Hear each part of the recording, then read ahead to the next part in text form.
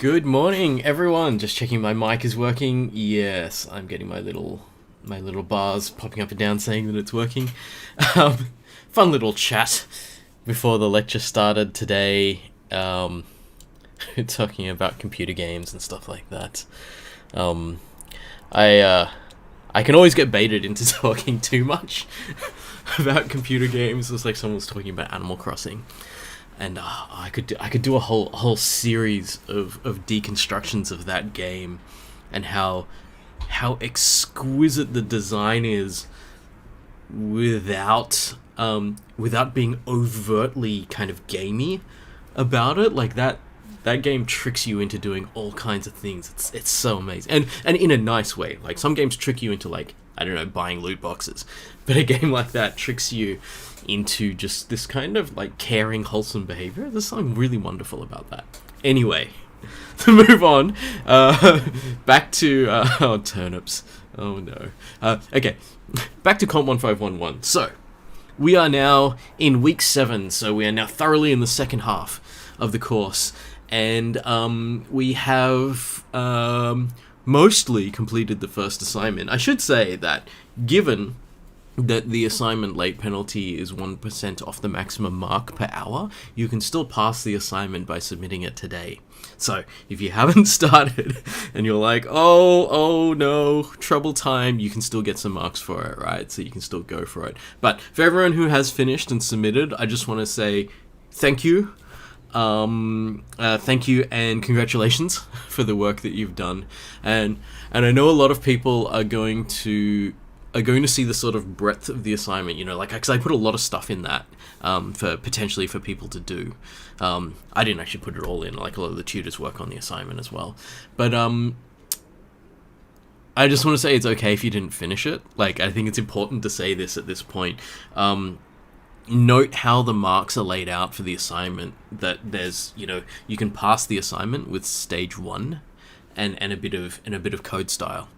And so that is actually the point where I say you've done enough. You understood what's going on enough to understand the basic concepts and be able to put them together. If you went further than that, obviously that's great as well. I'm not saying that everyone should stop just at stage 1, but if even that's all that you could do, I don't want you to be looking at the rest of the assignment and saying all of this was necessary, because it wasn't all necessary. And any mark above 50 in the course is enough for me to say, yes, you've seen enough of what's going on to be able to continue with computer science, and the rest of the stuff that's in that assignment, you'll pick it up later.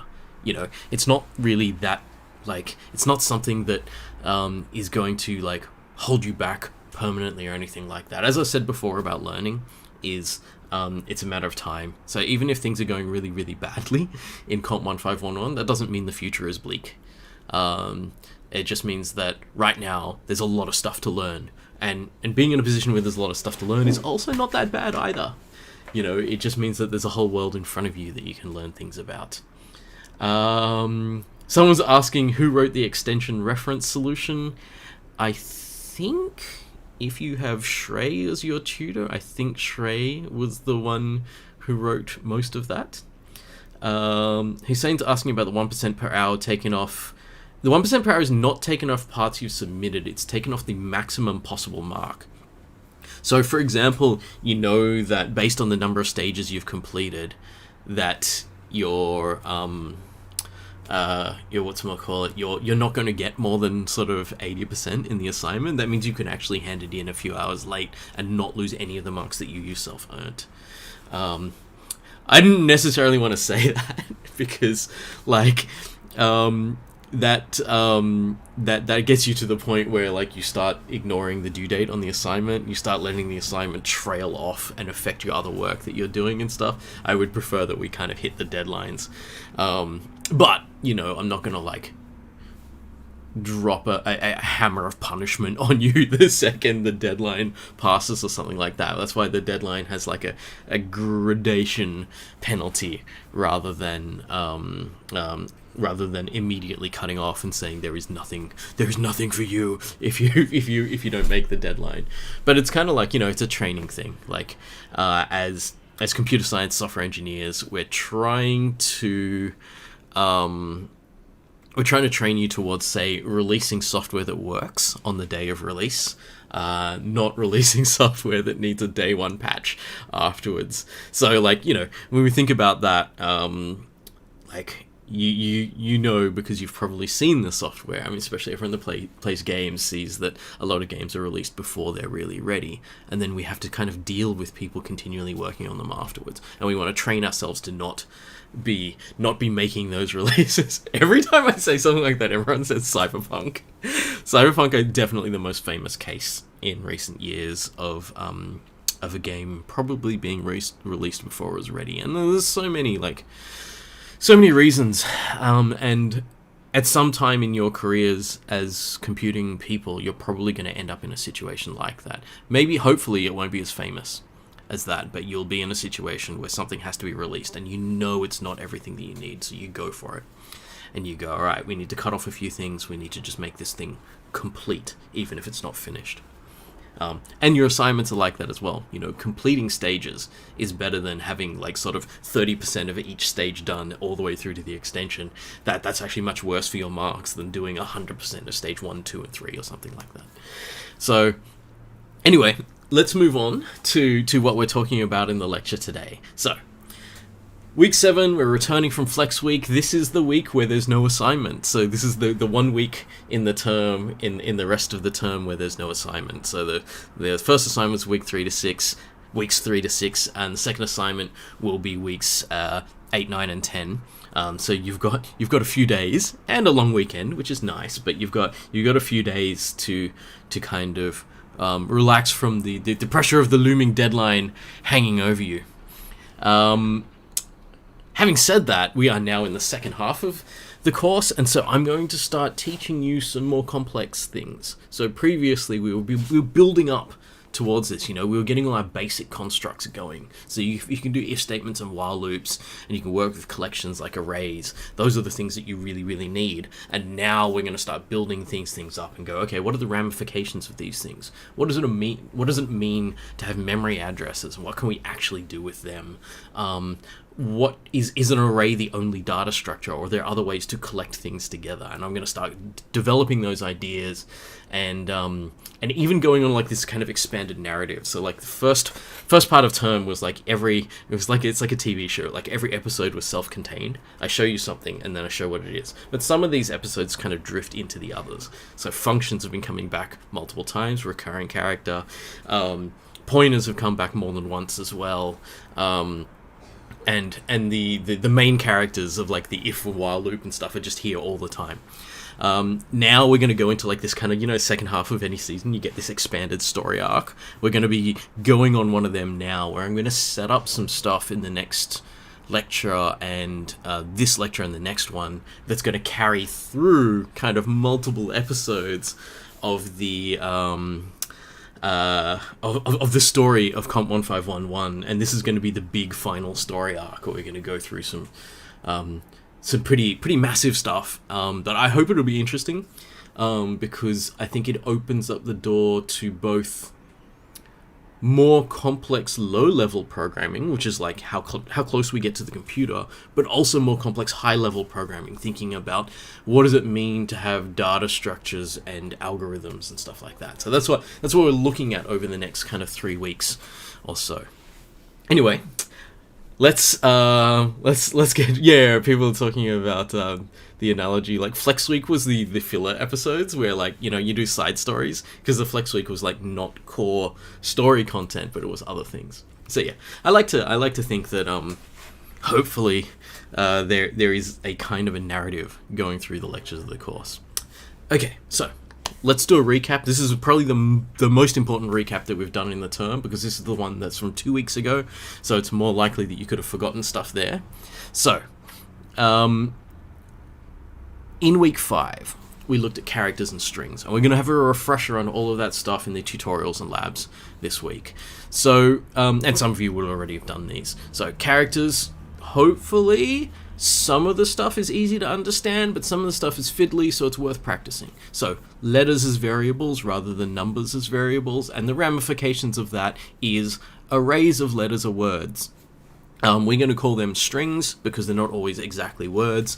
And there's lots of different ways to work with them. So it's good to get some practice with some of the library functions that you might be using, like getchar, putchar, fgets for reading a whole line, or fputs for writing a whole line. Those are the 4 that I think are the most important. And knowing how some of them are actually very, very similar to scanf and printf, but some of them can do things that scanf and printf can't, and so you need to know when you need to be able to use them. We also looked at like command line arguments, so we looked at getting input directly from the actual typing in of the program's name and putting that into the program and being usable as an array of strings inside the program. The subtle underlying stuff that we learnt there as well was the difference between arrays and pointers, or should I say, not necessarily the difference between arrays and pointers, but how similar they actually are, in that arrays are generally a memory location that stores multiple variables. And the way that we pass arrays around to functions is just to tell the function where that piece of memory starts, and then we can start reading through it and reading bits out of it. So you'll see interesting things, like if you look at the standard library, you'll see things like all of the string functions in the standard library don't take arrays as input, they take pointers as input. So what they're saying is like, yeah, cool, it might be an array, but all I care about is the address at the start of the array. So I'm going to take in a pointer, and I'm going to be able to treat it like an array only because it has that null terminator at the end, so I don't need to know how long it is. I'm going to trust that it's a well-formed string, and I'll read it appropriately. You can see what happens to those functions as well if you create an array of characters that doesn't have a null terminator, and then see what happens. They go a bit weird. Hello! Somebody just ran across my lap there. I think she's going for the window. It's nice and sunny. A little bit sunny at the moment. Okay, so let's talk about what we're doing today. So, interesting things. Now, this is that kind of thing where when this episode happens, you realize that the writers have been dropping hints about this the whole time. Even from like right at the very, very beginning of this course, I started talking about memory. And I've been talking about variables having a location in memory, and then we've built up on that, and then we've gotten to the point where we've said not only do variables have a location somewhere in our computer's memory, we actually can see those locations with pointers. We're going to get even deeper with that today and start directly using memory. So we're going to go beyond the fact that, you know, all the variables exist somewhere in memory. Like, you know, in order to store their information, we need the memory to store their information. So we need individual bits that can be turned on and off. But now we're going to be able to say to our computer, hey, I would like a chunk of those bits. I'm going to use them. All right, so we're going to do a recap of how functions work in memory because I think it's important to just kind of go back over that again, because that theory is going to help us understand what we're doing. And then we're going to add a new variable type called structs. And this is a really, really interesting variable type because these are custom variables in a sense. They're not so custom that you can make like an integer that's different from a normal integer, but they're custom in that you can collect sets of variables together that have a shared purpose but aren't of the same type. So at the moment, everything that we have with arrays is all of the variables in an array are the same type. But collecting variables together that aren't all of the same type can actually make a lot of sense. One, I guess, example, if we were to use something from the first assignment, if I wanted to make the squares in the map or the board or however you want to call it of the first assignment, so if I wanted to make them have their coordinates, like so an XY coordinate and then some status about whether they're a stone or whether they're a TNT block or something like that, I would potentially have two integers and then some other variable. I don't know, maybe it's actually also another integer. So it could have done that with an array actually. But if I wanted to do that, I could actually make a struct, which is something that collects multiple different variables together for different reasons. So some of the numbers in it relate to coordinates, but some of the other numbers in it relate to types and stuff. But we'll talk about that in the second half. First half, I want to talk about memory, because I think it's something that's quite useful.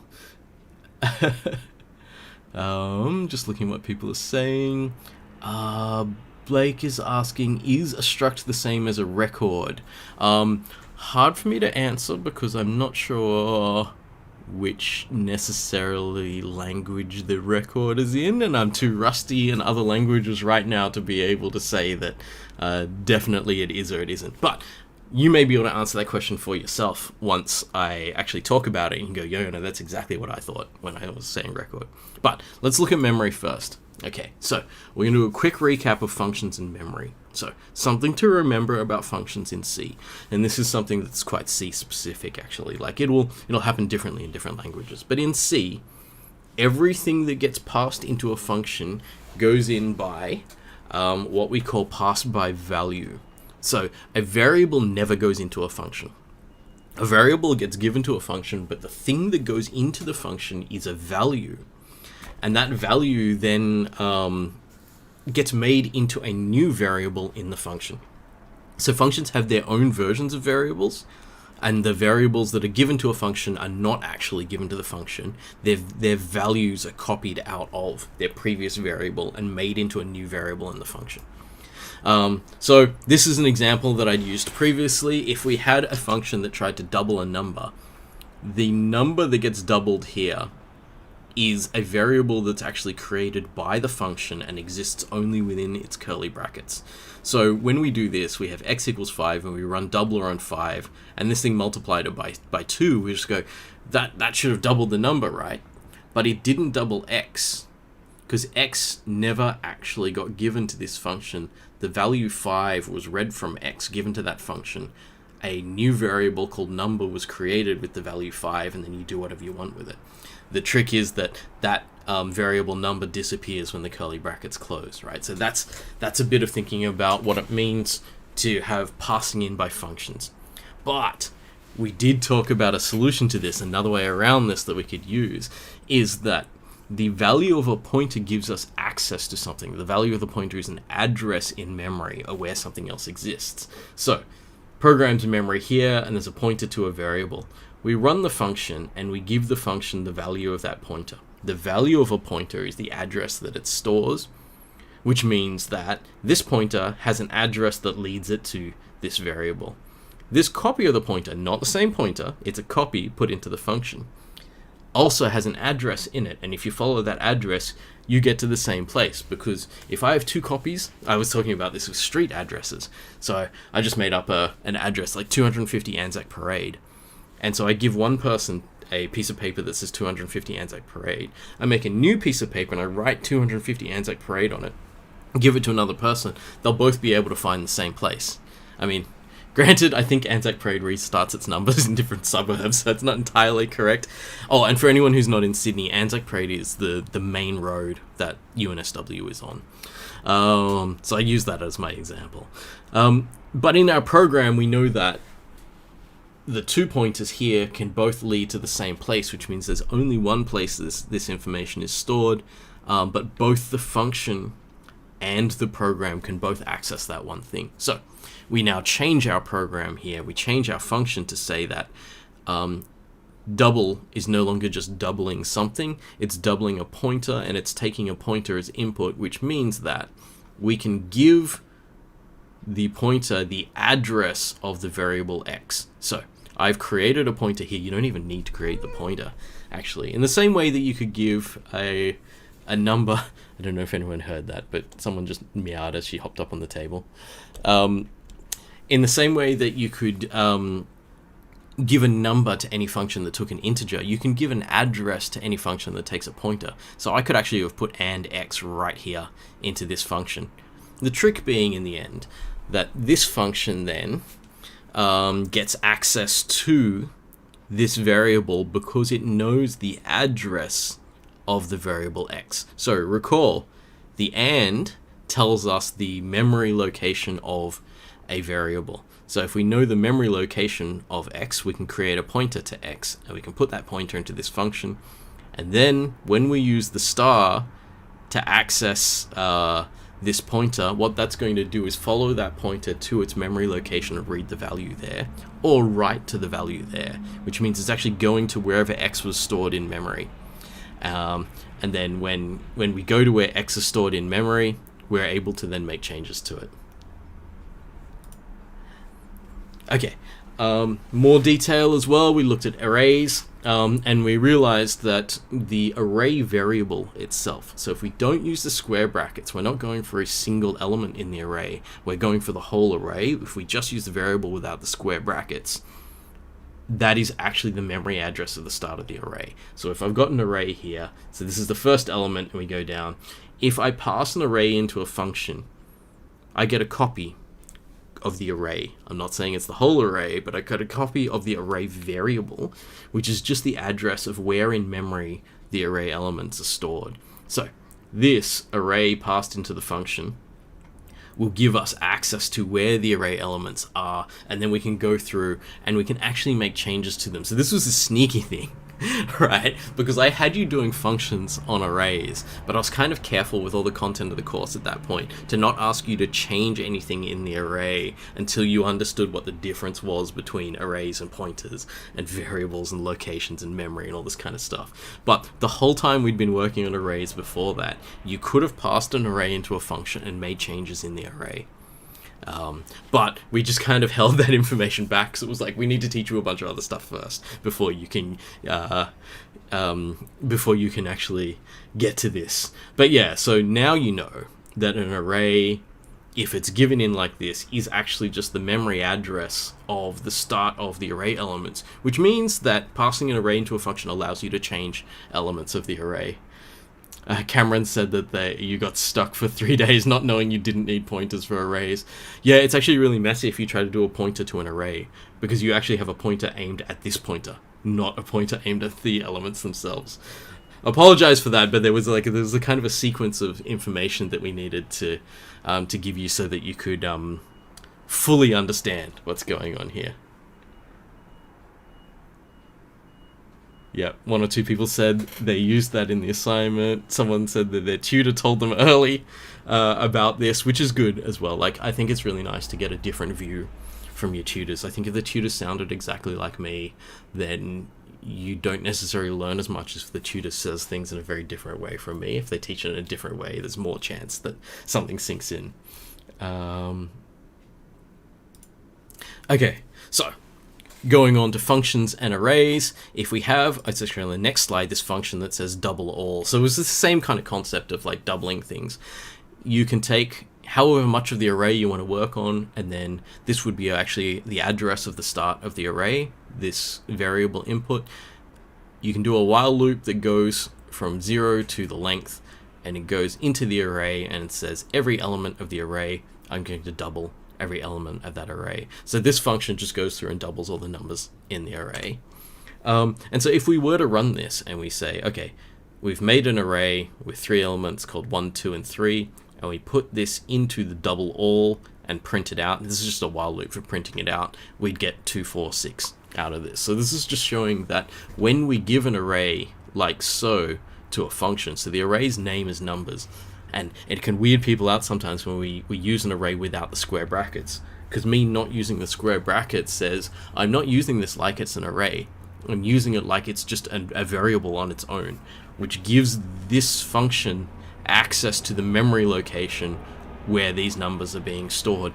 And so by doing that like this, using the array without the square brackets, I'm passing the whole array basically into the function, and then the function here can make changes to it as it wants. Yeah. So this is where we're up to at the moment, in a sense, with our understanding of how variables go into functions and how memory addresses can go into functions like that.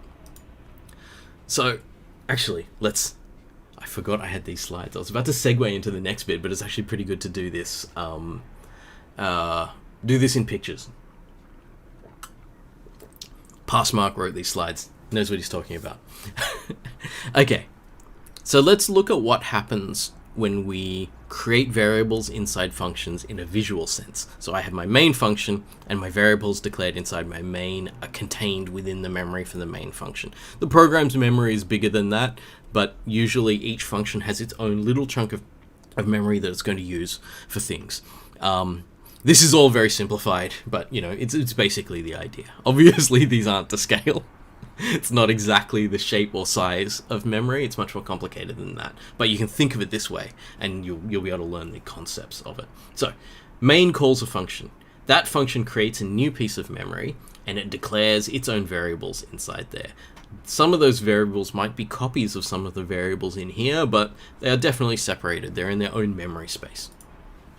Then, when we finish with our function, so the function ends, maybe a return is called.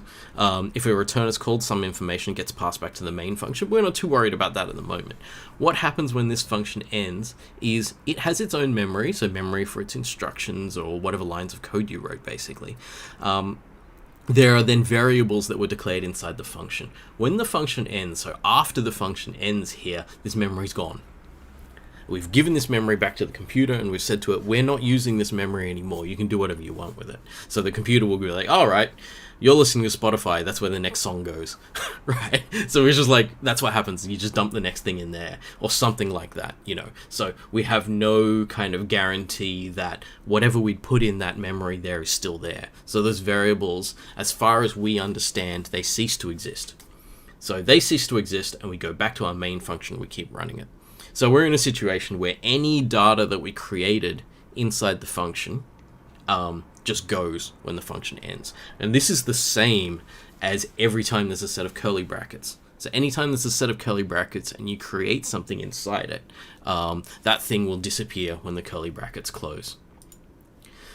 So the question then is, what if we would like to keep memory available? O'Connor's asking an interesting question there. Is memory space sequential, or is it given memory to use all over the place? Sometimes it's sequential. So some parts of the memory are sequential. So if my compiler can read my code and say, these are all the variables that I can see are going to be used in this code, it will set aside space for them initially. But if you start adding and removing things and adding and removing things, things get moved around a bit. So I think we showed this before when I first did pointers, where we ran the program and we printed out the pointer for where it was, and then we ended the program, started a new program, and then printed out a pointer for where it was, and those addresses were different, which means I ran a program, was somewhere in memory. I stopped that program and ran it again, but it didn't go back into the space in memory where it was before. It got shuffled somewhere else, based on where the operating system said there was free memory to use. So the operating system is managing all these different chunks of memory in my computer and trying to keep things together, but sometimes it won't be able to do that. So sometimes things get spread out amongst our RAM chips and amongst our hard drives and stuff like that. You may have heard of the term fragmentation. It's the idea of the more times you put things on and off hard drives in small chunks, the more often there's no big chunks available to store things, and so you have to break things up and all this kind of stuff. So yeah. So going back to what we're doing, if we want to create something in a function, so you know how like we're talking about functions, and I think people are starting to get a better idea about how to use functions, is that sometimes the functions that we create are there they're there for a specific reason, you know, they're there to do one job. Each function does one little purpose. And so I could have a function, and it would make sense to me in my head to have a function that says, create this resource for me. So create this array or something and give it back to me. Because then I don't have to do my initialization in my main. I get something that's written in English so it's easy to understand, you know, like there's a lot of reasons why I might want to do this. So I say, hey, create an array. And it's like, okay, create an array of size 10. Oh, I didn't do my text highlighting here. It's all right. You know what it means for the 10 to be in here. And then return it. And so this is interesting because this function is supposed to return a pointer to an integer. So a pointer to an integer can be the address at the start of the array. And so I've said, yeah, give back the address to this. The only problem is I give back the address to this thing, this empty space where the variables are no longer accessible. The very worst thing that can happen in this situation is that the array and the memory doesn't get, overwritten by something else in my computer immediately, so it looks like it worked. this actually can potentially look like it worked because nothing else happens to be running in that piece of memory at the time, and this array looks like it's usable. Most compilers nowadays are actually going to throw an error, but it is actually quite possible to create this array, then have it not exist anymore because the curly bracket's closed, but because it hasn't been overwritten, it still has values that look like it's going to work. So if we were to do this, create this array, we would return a pointer, which is a memory address of something in this piece of memory. And so that, as you can kind of guess, is quite dangerous because this memory could just suddenly get used for something else. And in general, it means we're trying to access a variable that doesn't exist anymore. So super, super dangerous. But what if we want to do this? What if this is something that we think is a useful thing to do? And I already kind of said, like, I think it's a useful thing to do. I think it's useful to have a function that creates some of my resources for me, especially if I'm going to be repeatedly creating resources of the same type. So it would be nice to have a create function like that. So we get to manual memory allocation. In C, there is a function called Malloc, which is short for memory allocation. It's a classic old school C, where it's just squish all the letters together and hope people recognize what it means. Like Sturcomp or Sturlen and all those things that are in the standard library. So what we are doing now is we are saying, I would like to get some memory from my computer. And instead of it being like, I'm going to declare an integer, and if I declare an integer, it follows the rules here. Whichever function it's declared in is the only space it lives in. But what if I want to actually myself take control of a block of memory and say, regardless of these functions entering and exiting, what's returning, where we are in the program, I want this memory to stay available. So a lot of people have been saying, how could I create something that kind of goes beyond the scope of the functions, is accessible from multiple functions and stuff like that? This is where we get to with this. So memory allocation allows us to say, I would like this memory to be allocated to me. You know, I say me, I'm just talking like I'm the program that's running. I'm a real human, by the way, not a robo-lecturer, beep boop. So when we ask for a memory allocation, what happens is my operating system says, yeah, I've got some free memory. In fact, this is part of the memory that was assigned to your program, so it's free for you to use. So you say, great, there's some memory there. I would like this much of it, and I'm going to use it to store some variables, or I'm going to store a specific thing in that piece of memory. And the cool thing about it is when we do this explicitly, kind of like manually like this, the memory won't automatically get cleaned up.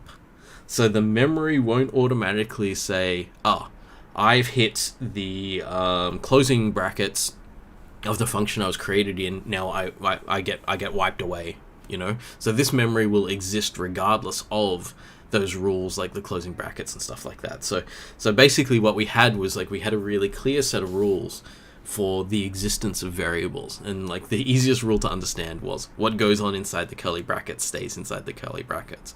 But now we've gone beyond that set of rules and said, no, we can actually break that rule. So what happens is we create a piece of memory and we say we're going to use this for stuff, but there's nothing automatically cleaning up that piece of memory, so it just lasts as long as we want it to last. The only trick with that is it's kind of like we've borrowed something, and if we don't give it back, it never gets given back. So we could end up in a situation where the memory is with us, and if we don't give it back to the program can't continue using memory. If we don't give it back to the computer thinks, oh, you've just got that memory. So what we have then is this thing called free. So free gives the memory back to the computer. So memory allocation says, give me the memory, I will have control over it, I will use it. Its input is actually the number of bytes. So you can literally put a number in this thing, and your computer will give you that much memory to play around with. You can nearly, it's not exactly the same, but you can nearly think of this like when you declare an array. Actually, when you declare any variable, your computer knows exactly how big that variable is going to be, and it gives you that much memory. But then it will clean it up for you once the closing brackets happen. With this manual memory allocation, you have to clean it up yourself. So we're going to be using these in pairs, in a sense. We'll malloc something. I'm going to start using the short, rather than saying memory allocation every time. I'm going to malloc something, but we have to make sure that everything we malloc, we then free later to give that memory back to the computer to use for other things. I might, if I get time, show you an example of what happens when we don't do that. It's interesting. So, in pictures, because sometimes it's easier to understand stuff in pictures, I've got a main function, and then I've got a function called by the main. This might have its own variables as well, right? It might have normal variables that are inside it, but if it makes a malloc call, so a call to the function malloc, malloc is a standard library function, by the way, C standard library function, the memory assigned by malloc is not inside the memory for this function. It is not inside the memory for this function. It is outside the memory of both of those functions. It's still part of this program's memory, so it's still inside the green block. It's not out here, floating out here somewhere. And this function will get given a pointer to this memory. So we get told where this memory is. We have an address for where we can find this piece of memory. Now, it's pretty important because this memory is not inside either of these functions, which means no one has a name for it. You know, every variable we make here and every variable we make here has a name. So it's much easier to not lose a variable if it has a name. This variable has no name. The only way we can find it is via this pointer that is created by malloc that says, we say to the computer, hey, I would like some memory to use. And the computer says, sure, here's the memory you can use. This is the address of that memory. Don't lose this address. You lose this address, you won't be able to access that memory anymore, right? So this pointer becomes important because the pointer created by malloc tells us how to find the piece of memory we asked for. But the cool thing about this now is the function can end.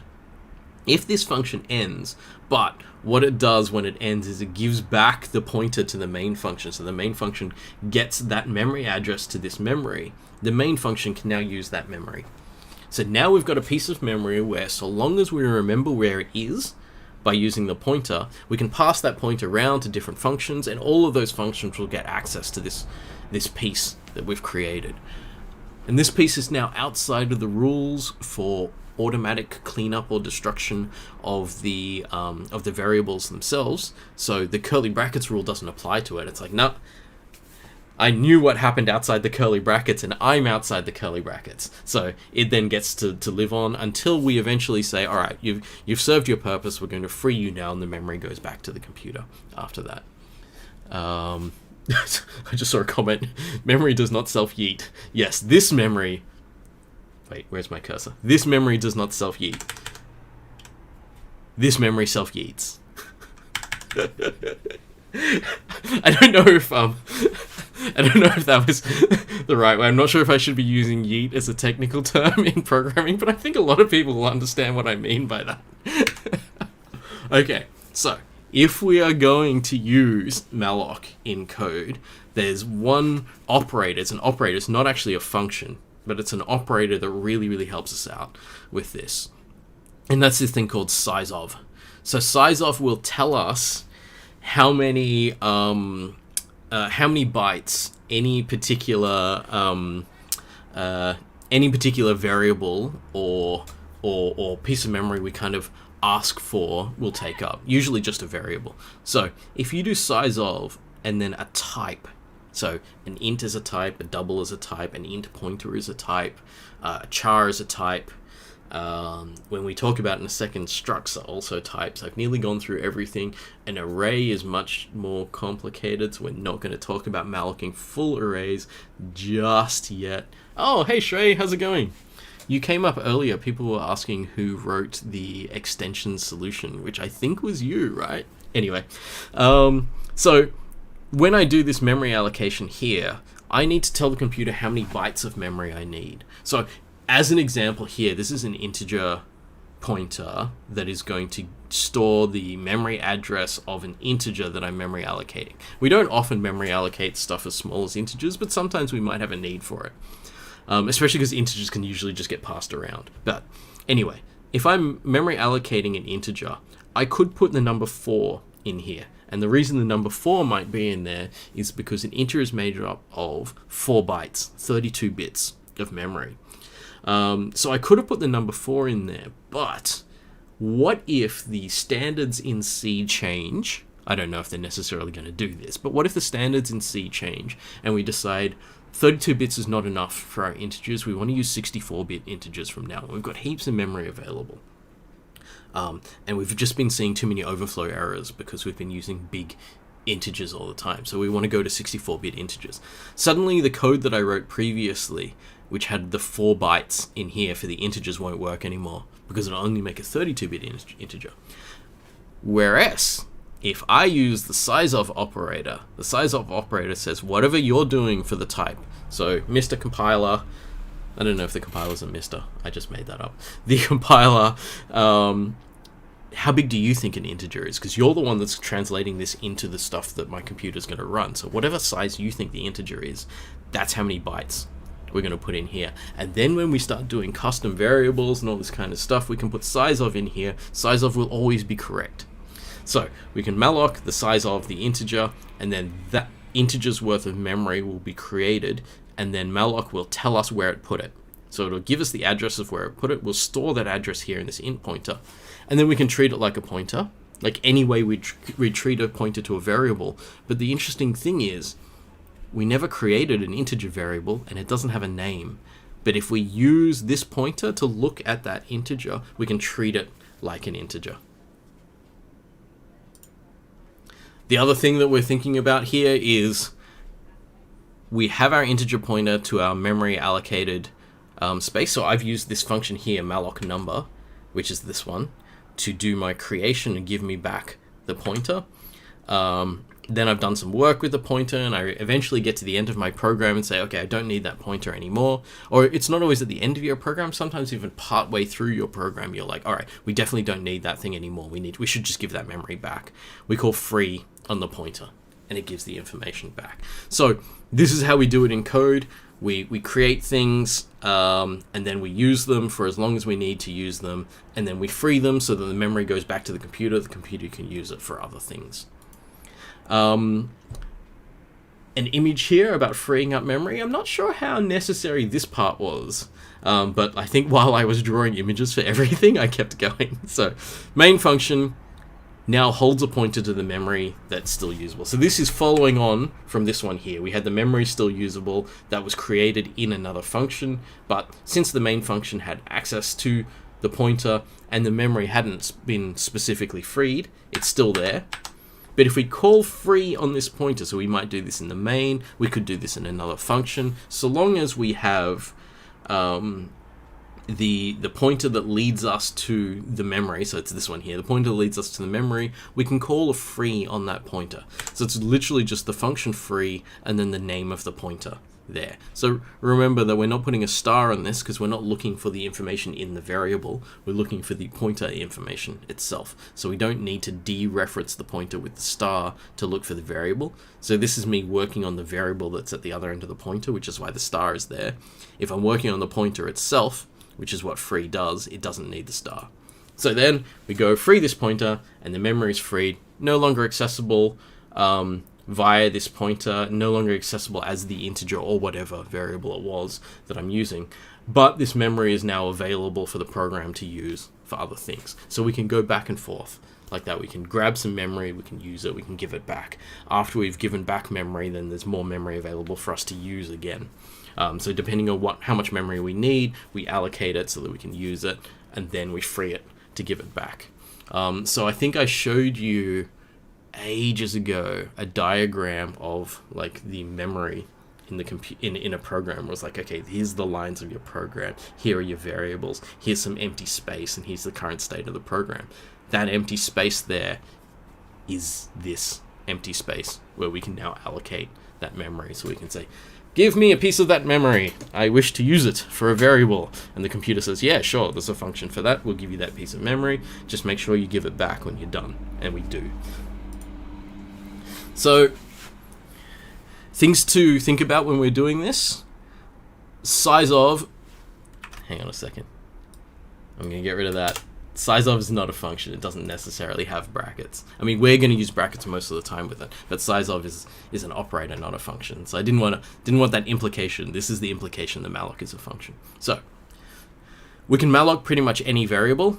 Just be aware, we can't just throw a size of an array in there, because the size of the array is going to give me how big the pointer to the start of the array is. It's not actually going to be able to tell how big the whole array is. So they get fiddly. We're not generally going to be mallocing arrays. We're going to be mallocing things and putting them in arrays, but that's a slightly different thing as well, which is what we're going to do in the demo later. But the way that this is usually going to work is we will use malloc with Sizeof all the time. So we're going to do that basically as a combo. And every time there's a malloc, there should be a free somewhere. This is nice and easy to understand if you don't have any loops or if statements in your code, because basically you can count how many times you say malloc and you go, okay, I have to free that many times. But in any program that loops or calls functions or anything like that, you're not always going to know exactly how many memory allocations you have. So then you have to keep track of the specific pieces of memory you've used and go, these are all the things that must be freed for the program to have given back all of its memory. We do have some ways of helping you out with that. Which is this thing called DCC leak check. They can tell if you have memory leaks. Actually, there's two ways to spell this in DCC. I think I've got both spellings in the slides in different places. When we don't give the memory back, it's this thing known as a memory leak. So it's nearly like if we ask for a piece of memory and never free it, it's like we've taken a piece of memory out of the computer and we haven't given it back. And so the term we use for that is a memory leak, in that your program took some memory and then it just kind of leaked out of it somewhere, and it leaks out of your computer. It's like memory is a liquid resource in your computer, and the more of it you allocate incorrectly, the more you get these things called memory leaks.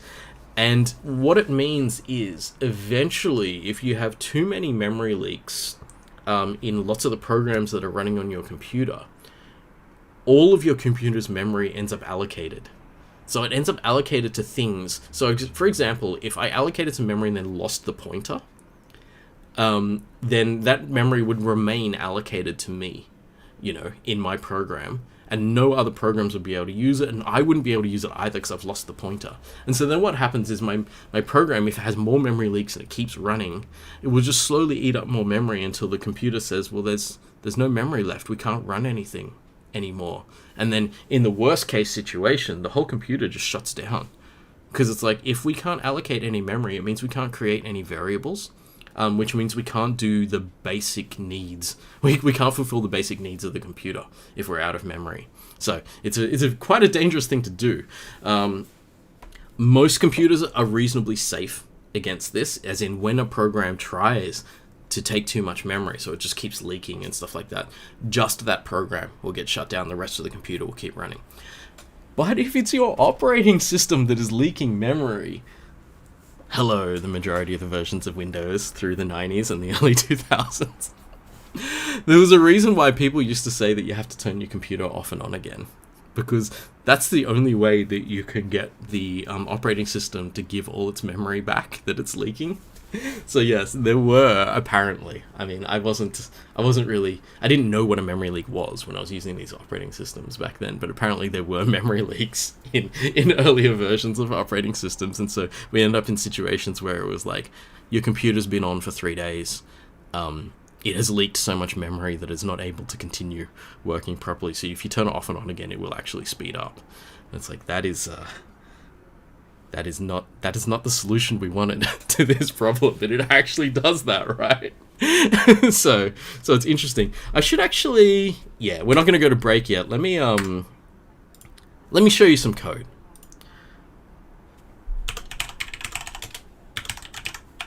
Because I think it's always interesting for me to do a practical demonstration of memory. What are we in? We're at lecture 11, aren't we? I think I set this up. Yes. Okay, so just to be clear to everyone, we'll go to lecture 11. This is where I'm putting my code at the moment. So I'll copy this into chat. If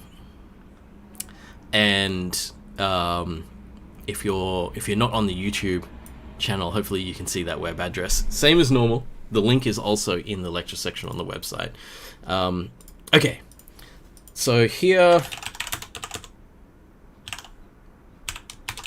let's make a file called memory demo.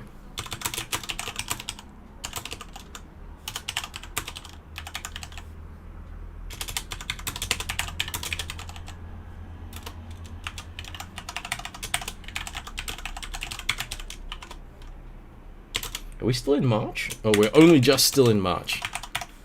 Tomorrow's lecture, we will talk about April. Oh, I forgot to remind everyone, tomorrow, there's a lecture tomorrow instead of Friday. Friday's a public holiday, so I'm not working on Friday, but the lecture still has to happen. So we're doing 4 to 6 p.m. tomorrow.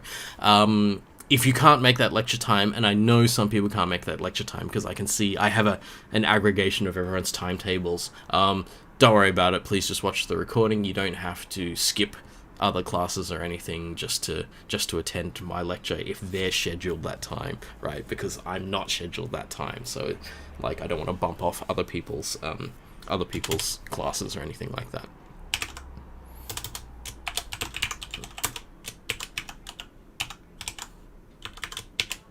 I actually don't know if I'm going to need standard input-output for this, but you know. I know that I will need the standard library though, because the standard library is what we use to do memory allocation stuff. So if I want to, I can have an integer. I'm going to call it normal, because this is the normal integer, is equal to 10. But I could also have a pointer to a Malloc. That is not a real word. I just made that up, but it still has its meaning. A pointer to a Malloc integer, where I will do memory allocation, and the memory allocation, if it's going to be an integer, needs to be the size of an integer. Can't remember for certain whether this needs to be in brackets. I know for some variable types it definitely needs to be in brackets. Let's try it without and see. I have this thing where sometimes I will do stuff on instinct, and it's just the way that I've learnt as the safest way to do things. But it means that if I don't experiment with stuff and I don't try things that aren't that way, then I'm going to forget or not even learn other ways of doing things. So we'll try it this way. I'm pretty sure this will still work, but we'll see.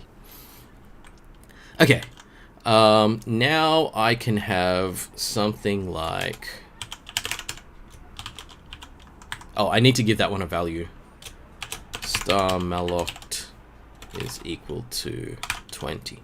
I'm just making up random values.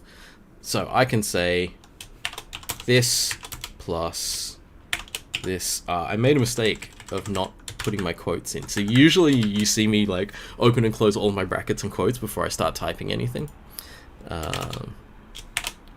Okay, this plus this equals this. And so we can have the first one being the normal one. The second one being whatever is at the end of the integer pointer that we made. And then the third number is normal plus the value that's in here. So let's just have a look at this working. There's probably a he's behind you there. But I can still show you some stuff that's working here. So we'll call it memory demo. Oops. No, you need the brackets. Oh well, it's always worth checking these things. I knew I wanted to put the brackets there, but I've forgotten why. And that's why it says that if you want to give me something for the Sizeof expression, I need it to be in brackets. So that's fine. Happy to test these things every now and then and find out something. Okay, so we've got a compilation there, and we can run this memory demo. 10 plus 20 equals 30. Great. So actually, I'm just going to put a new line on the end of that. So what we can see here is that I have an integer that I can use just as an integer. I have a pointer to an integer which was never declared. Like there's no integer here, but I've got a pointer to something that instead of being declared like a normal variable is memory allocated. So what we've said to our computer is give me 32 bits of memory.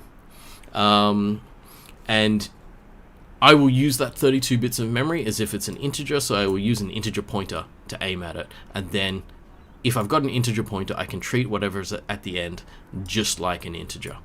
Which means here, I've just gone follow that pointer to that integer, follow that pointer to that integer, and it all just kind of works fine. And yeah, I think Lorenzo, you were looking at that same thing and going, do you need that or not? And we were talking about, you're talking about, could we do this with an actual variable name? As far as I know, we can't do this. Because Sizeof is saying, I don't measure the size of an individual variable, I measure the size of types of variables. So I'm assuming that a type always has the same size, which in C I think is one of those hard rules where every type always has the same size. Sorry. Yeah, every type has a size. Not all types have the same size. But an integer is always 32 bits at the moment. But we can't say this one integer. So we do actually have to say, I want a type of variable. I'm going to store a type of variable in this memory, so this is what I need. I haven't actually tried that. I haven't tried putting an individual variable in there and seeing if it can identify it. Let's find out.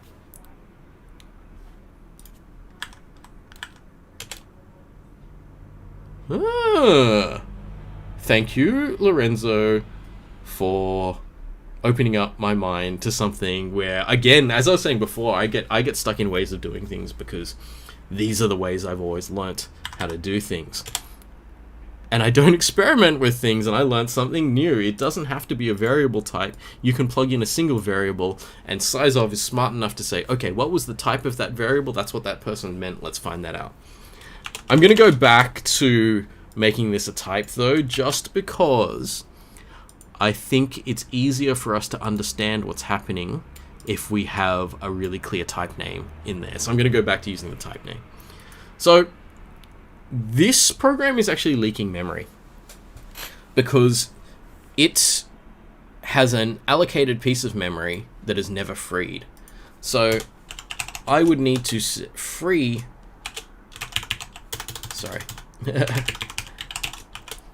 the pointer that had been memory allocated there, and then it gives its memory back. So let me not do that for starters and just show you another way of compiling this. So here's my compilation command, and I can type in leak check afterwards. I think this spelling and this spelling both work for leak check. So I go leak check, and this compiles it with a bit more information. So as opposed to our normal programs, which are just compiled to run, this is compiled not just to run, but also to check memory to let you know if something hasn't been freed. So let's run this now. It does the thing, and then it says error. Free not called for memory allocated with malloc in function main in memorydemo.c at line 10. So it's very helpful. It's telling me exactly where the allocation was that I didn't free. This is obviously very easy in this example because there's only one call to malloc in this entire program. But at least if I had multiple files of the program, if I had multiple memory allocations and stuff, it would tell me which one I hadn't freed. And this one, in this case, is this call to malloc. If I then put the free call in here, and I say, let's recompile this with leak check and run it, leak check is now happy. It says, okay, you don't have any leaks, right?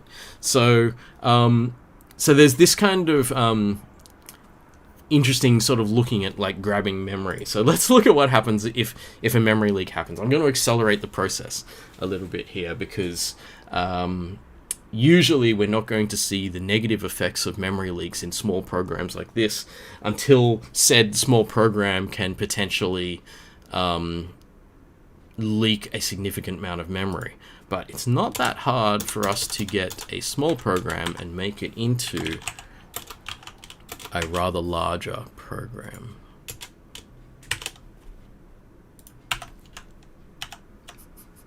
Do you ever see like those movies and stuff like that where like you see like the mad scientist pouring chemicals together and you know it's about to explode? That's what I'm doing here. Okay, so let's just make this super obvious. Well, 1 is less than 2. 1 is always going to be less than 2. I mean, until some kind of... I'm sure there's like some pure mathematics way of proving this to not be true. But for the moment, our computer is going to see this is true. We're going to call malloc and get 32 bits of memory, and we're going to store it in this pointer. We're going to hit the close brackets. This pointer is promptly going to get thrown away because this pointer itself is just a variable that's inside the curly brackets. This memory allocation can last outside the curly brackets. So basically, the computer gives us this memory. We write down the address of that memory and promptly throw it away. And we do it again and again and again. So this is like the biggest... Let's just watch this happening. It's interesting. So I'm going to open up another terminal here, and I'll show you this command. You won't really have that much use for this command, but it's called top. Top tells me what's running on my computer at the moment. So for the moment, this is my instance of VLab that's running, and so like VNC is the system that VLab communicates over. There's not much else happening. XFCE terminal are these two terminals that are running. gedit should be here somewhere, but while I'm not using it, it's not using much CPU or anything like that. So I've got this program now, and I'm going to compile it. I'll compile it with leak check, even though I think... Oh, use of undeclared identifier. You can't free it if it doesn't exist anymore. So let's just comment out these bits that are referring to a variable that doesn't exist because the curly brackets has already removed it, and try this again. Did I not save that? Oh no, all three of these lines are referring to that variable. Okay, save that, recompile. Warnings for unused variables, that's okay, it'll still run with those warnings. So now we go to running this thing. People are pinging me there. Shreya's like, system support's gonna come knocking on my door.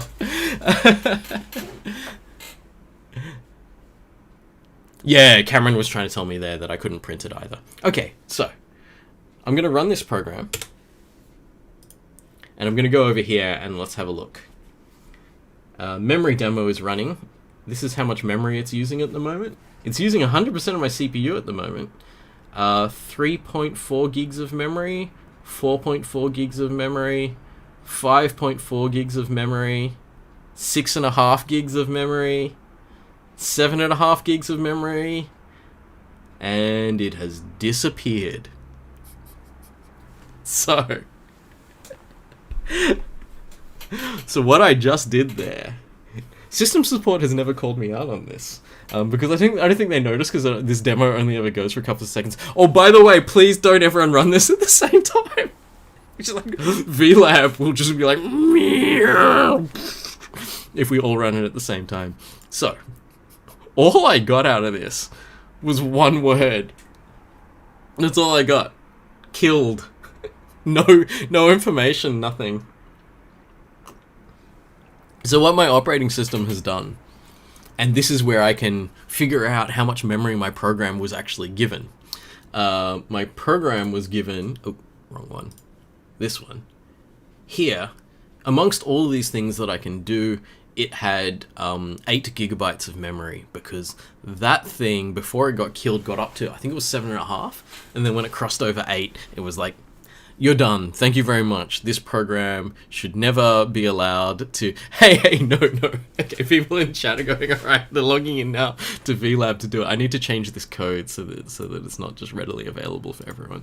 Okay, so let's get rid of this.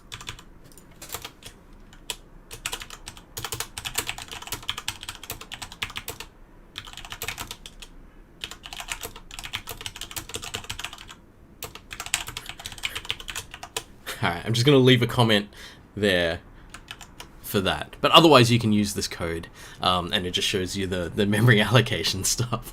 Alright, so the difficult thing about this is you don't actually get a nice error message or anything like that. All you get is this thing saying that your program has been killed. So if this happens to you sometime in the next few weeks of COMP1511, then you will have an understanding of what happened. If it just loops for a while and nothing happens, you can't see what's happening, and eventually it gets killed, then you can probably guess that you've accidentally got a rolling memory leak like that that's caused some problems.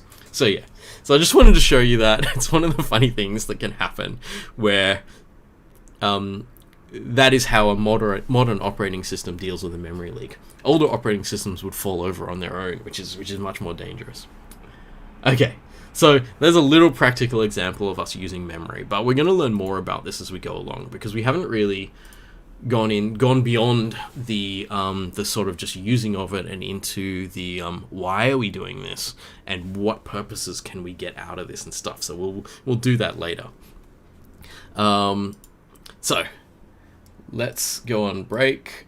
I'm gonna be I'm just gonna be next to Gandalf. So I just love this meme. I have no memory of this memory allocation. This happens to us a lot. It's easy to grab a piece of memory. It's less easy, but still it's reasonable to keep track of that piece of memory so that you can use it with pointers and stuff like that. But remembering all the pieces of memory you've used and remembering when you don't need them anymore so that you can free them is much harder to remember. So that's one of the things that, like, I think is something that you're going to want to learn as you go along.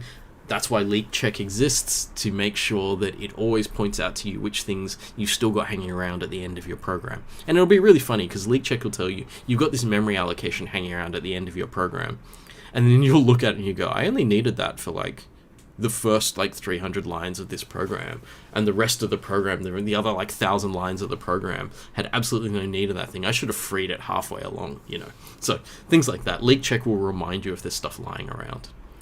Okay, so let's go on break. It's 12:06 now. Let's just make it a round number. We'll come back at 10 past 12, and then I'm going to talk about structs, which are an interesting variable type, and then we're going to do memory allocation and structs in a little demo. Okay, back in 3 minutes, actually, so it's not a full 5-minute break, but just 3 minutes time. See you soon.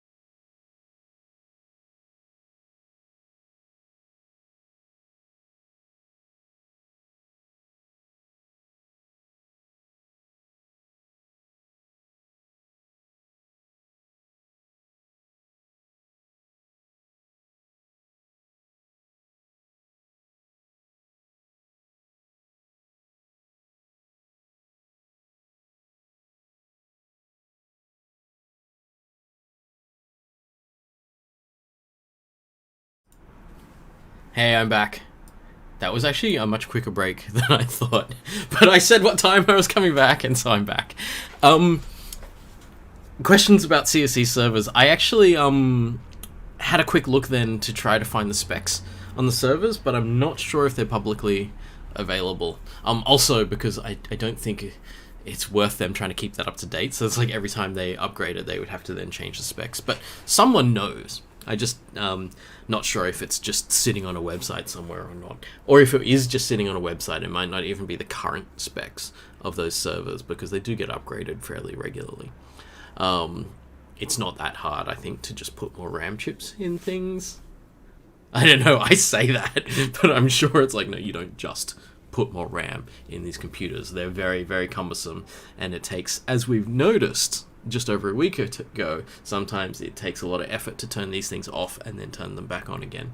These servers are designed to keep running forever, and every time it turns off, a whole bunch of programs are going to stop running, and we have to make sure which programs have to start up again. So it's like really, really complicated, actually.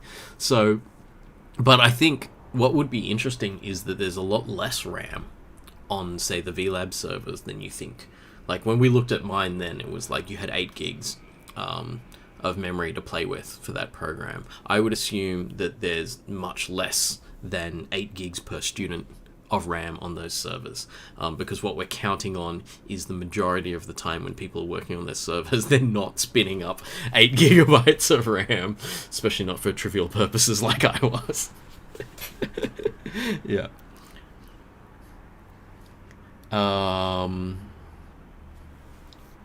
Oh, Ollie was saying we could do, yes, there are Linux commands that will probably tell us, but I don't know if those commands are only going to tell us how much VLab is giving us at that point in time, or even how many VLabs there are, because if you look at, when you log into VLab, there's VX and a number, so there's certain, I don't know if they're virtual machines or real machines that are assigned to VLab, because again, if you happen to be running on a virtual machine, you won't know how much physical RAM there is either. Anyway, we digress. We're going a little bit deep there, but basically CSE has a lot of RAM available for us to run programs, but if we all tried to claim all of our RAM at the same time, it would have a problem with it. Some people's VLab connections would disappear, I am assuming. Okay, so let's move on. There was another thing I wanted to teach you today, as well as some code we're going to write. So I want to teach you about structs. Classic C. Of course, it's not called structures, it's just called structs. So everything in that era was shortened to a small number of characters, because back then they had so little memory that the number of characters in the code actually was something that you had to economize on. So structs are our way of putting together custom variables, and these are custom variables. They're not like fully custom. Like we can't change the amount of bits in an integer or something like that, but we can make variables out of other variables. So we can have a variable that has some integers in it and has some strings in it, has arrays of other things in that. Can even have structs inside structs. This is the classic. I ran out of memes for you can loop while you're looping, so that you loop while you're looping, like I ran out of those memes of putting things inside each other. I was just lucky when we got to pointers, I could go to memes of people pointing at each other, right? But structs can go inside structs. The interesting thing about a struct is it is a collection of variables, and an array is also a collection of variables, but an array is specifically limited in its collection of variables to say that every type of variable inside the array is the same. And if they're all the same, that means the whole array has a type, and then we can access them all by a number. A struct is much more custom than that, but a bit less, I guess, efficient in accessing. Because the struct is made up of a whole bunch of different types in it, which means there's no nice way to just index into them with numbers. So instead, we will name every what we call field inside the struct. And so I like to use this metaphor that a struct is like a bento box. So a bento box is like a lunch box which has its own different sections, and in each section is a different kind of food. So This one is a larger section that contains rice. So we could consider this to be a large piece of memory inside the struct, which is an array of these small rice elements. And then we've got this other section here, which is your pickled ginger. It looks like there's some sashimi in there as well. And so that's obviously a very, very different type from the rice, but they can both be inside the struct, serving their purposes inside this. So it's a nice way of us saying, here is a collection of information, but this collection of information can be thought of as properties of an individual piece or object. And if these are properties of this individual object, it's better to keep them all under a single variable name. So that's what a struct does. It allows us to organize our code. And it's sort of like previously, yeah, we could kind of do this by just going, let's declare multiple variables, and all of those variables pertain to one particular object. But if we were to put them inside this thing called a struct, it's much easier for us to just sort of move it around and think of it as one exact object. Someone's saying, is structs are like the bento box of variable collections in the C specification. It may be. Someone's saying they haven't had you haven't had breakfast yet. It's like 12:15. Although I do understand. I understand student hours. It's not like I woke up that much earlier before 11 a.m. either. Okay, so before we can use a struct, we need to know how to actually set this up in code.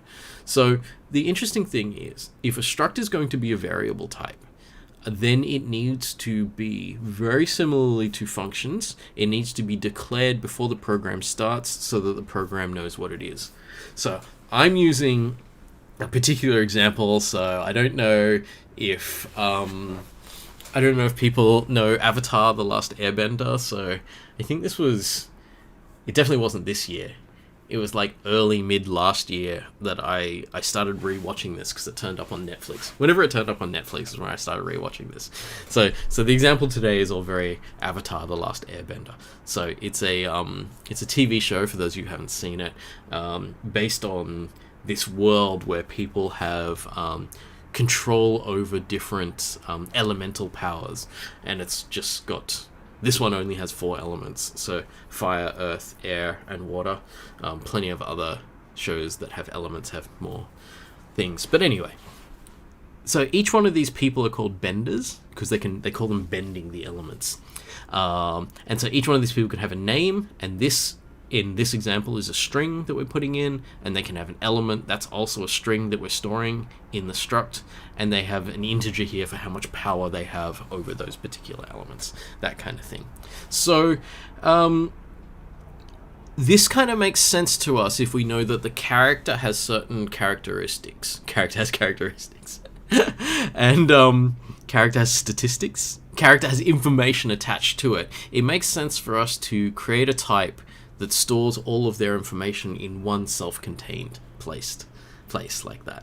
So this is what happens before our code. So this has to happen outside the main. This is actually happening around the same part of our code that the function declarations are happening, because it has to be before the main starts so that all of our program knows how to use this struct. So it's a bit weird, right? Because it's a line outside the main, so it actually has a semicolon after a closed bracket. And I don't think we're going to see a semicolon on the end of a closed bracket in any other place in our code than a struct definition, because it's weird, right? We don't usually expect the semicolons to be on normal lines, but not to be on the brackets. This is a special case.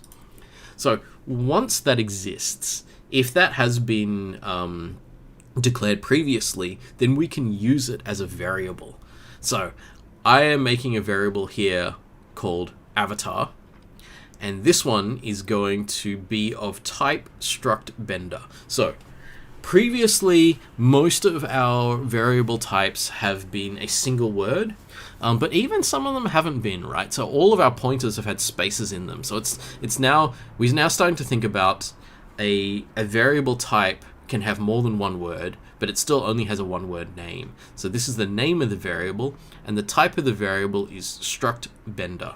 So this is actually the variable type we created ourselves, and we've declared it here. Its name is struct bender. So anytime we see the keyword struct in our code, it means we're trying to create a single instance of this type that we've created. So we've created a new type that stores 2 strings and an integer. And so when I say struct bender avatar, this variable is now two strings and an integer. This has a specific size in memory, exactly the same way an integer has a size in memory. And if we wanted to count this up, we could.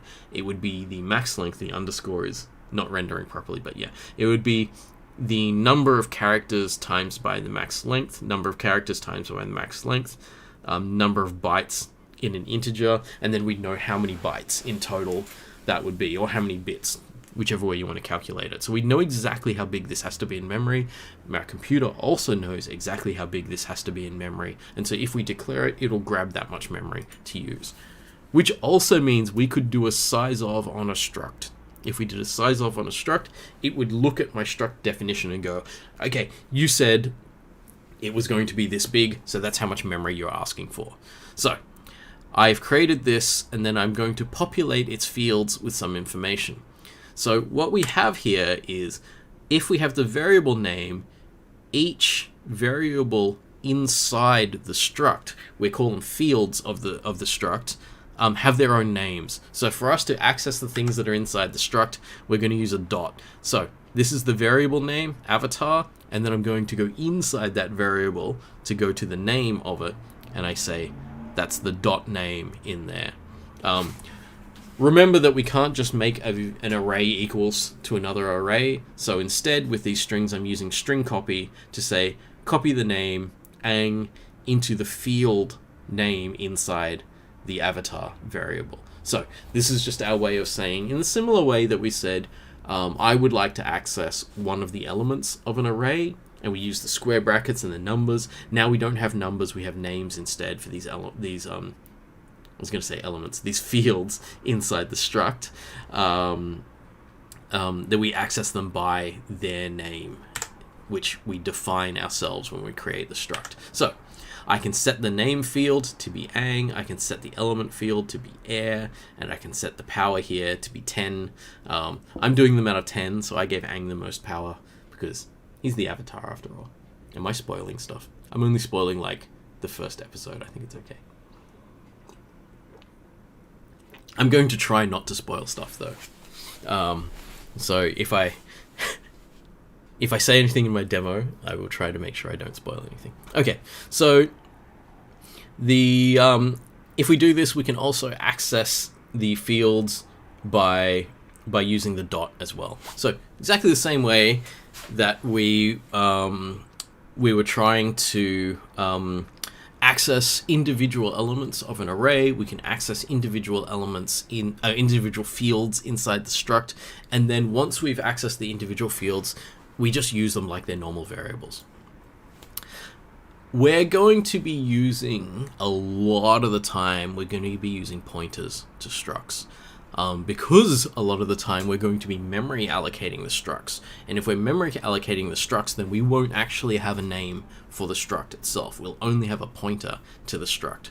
So what I'm going to introduce... Ooh, sorry, didn't realize I was blocking things. What I'm going to introduce is a way of accessing a struct where we don't have the name of the struct. Because, right, if the struct doesn't have a name, then we can't put the name of the variable in a dot. So if we have a pointer to it, thinking about how we use pointers, we think we could probably do this. We could dereference the pointer. So I've got a pointer to the last airbender aimed at the address that the avatar is at, which is wherever this was declared. This is not an address I've made up. This is just as the usual variable declaration here. So if I've got that pointer, if I wanted to dereference that pointer and access one of the fields inside, I would have to first dereference. So I would do that with the brackets, first dereference, and then access the field inside. We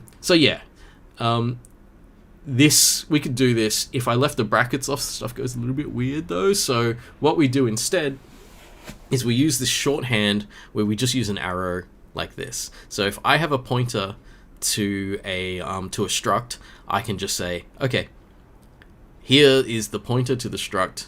This arrow says I want to look at one of the fields inside the struct. So it's just a shorthand for doing something like this, but it kind of avoids some of the possible mistakes that we can make in dereferencing this pointer. So we can say that if we want to access a field inside a struct, we can use the dot to do the field inside the struct. If we don't have a struct, but we have a pointer to a struct instead, we use the pointy accessor. And so this accessor to access the field is pointier than this one, which is round. And so that's how you remember that if you have a pointer to a struct, you use the pointy way of accessing it. And then you can access the variables, the fields. I'm going to interchange those two because they are still variables inside the struct, the fields, with the pointy accessor. So if you've got a pointer, use the pointy accessor. You don't have a pointer, use the dot. Hopefully that helps you remember that. I think you're going to have to get a bit of practice with these. As with most everything in code is like, I don't expect you to just memorize these things, but I do expect eventually that you will memorize these things whether you like it or not. They're going to end up in your memory, which will be handy, but let that happen via practice. So, I wonder if I'm just wondering about this slide, whether I actually need to talk about it. Oh, actually, I guess there's one thing that we're going to do a lot is when the struct exists somewhere in memory, we're very, very rarely going to pass a struct into a function. If we're ever going to pass a struct into a function, it's much more likely that we're going to pass pointers to structs into functions. Because if we pass a pointer to a struct into a function, we're not copying a big chunk of memory like in the function. We're not recreating the struct bender inside the function itself. Instead, we're saying, nah, it exists somewhere. It's a big chunk of memory, lots of little things in it. Here's a pointer to it. You can do stuff with it. So even if we're not making changes to it, we can give a pointer to a struct and we can use it with the arrows the same way. So what I'm saying is most of the time when we're making structs, most of the time when we're making structs, we're actually probably not going to be declaring them like this most of the time. Most of the time, we're actually going to be memory allocating them. There's a reason why this lecture is like both of these concepts in the same lecture, because they really go together a lot. So most of the time when we make structs, they're going to be memory allocated structs, and so we're going to be passing around the pointers to them every time we need to run a function on them, that kind of thing. So structs are variables. They may be custom variables, they may be collections with other variables in them, but they are just variables. The important thing to think about here means an array of structs is totally possible and totally works. We're very, very often going to have arrays of structs. When you think about it, if I was doing these benders and I wanted to have like the companions who go traveling together, so like and Katara and Sokka, like the I always like when I read his name somewhere, I start pronouncing it differently from in the show. Anyway, if I wanted a group of them together, I could use an array of them and put them in that array, right? So structs can go into arrays. The other thing that's interesting, though, is you can put structs inside structs. And as I've shown already, you can put arrays inside structs as well. So structs can get really big, they can get really complicated. But they're nice because they allow us to organize our information in a way.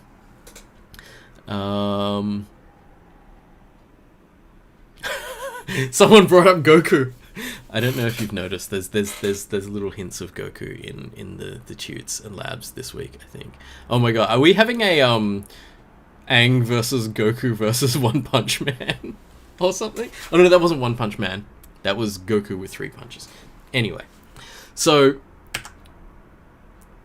the kind of the trick of, like, you know, pieces within pieces and all this kind of stuff of variables and code is you can put code inside other code, right? So you can put if statements in while loops, you can put while loops in while loops, and that kind of thing. You can put structs inside structs, inside structs, inside structs, right? So it's the same kind of thing where so long as something is kind of considered as a variable, it can go inside anything that can contain variables. And that kind of cyclic nature of, yes, you could keep doing this, but can you understand your code afterwards? That still applies. Okay. So, let's look at an example. So I want to do an example that has structs as well as memory allocation. So I'm going to put a team together of people with special elemental powers who are the benders. I'm going to use some of the characters from the show for the fun of it. So we're going to have a struct that can represent one individual person. We're going to borrow the one from the lecture slides already, which is the bender struct. And then we're going to build up a team.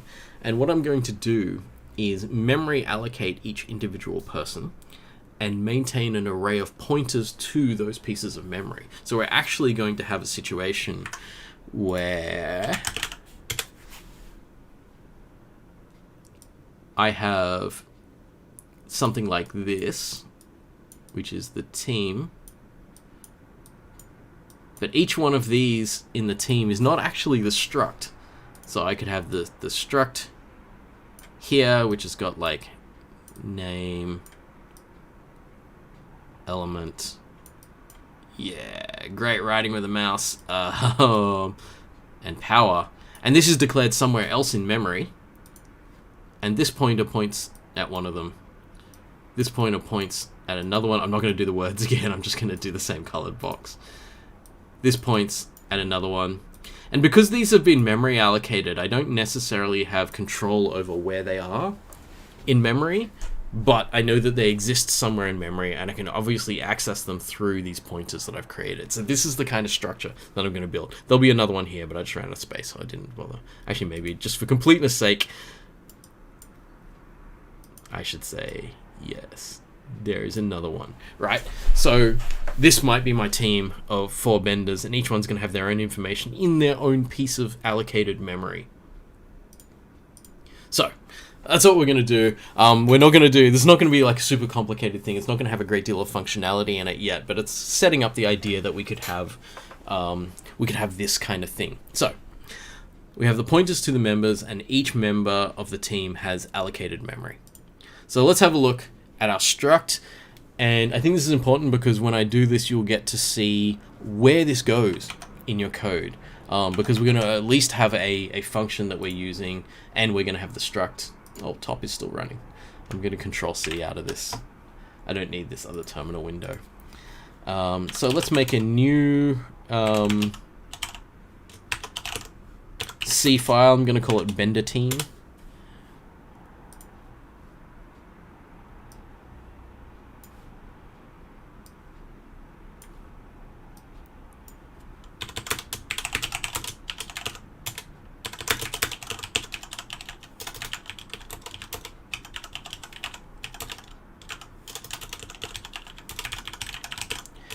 It is a demonstration of structs and memory allocation using element benders as an example. Oops. Ooh. I just switched subjects that I was teaching. You're all in CS2511 now.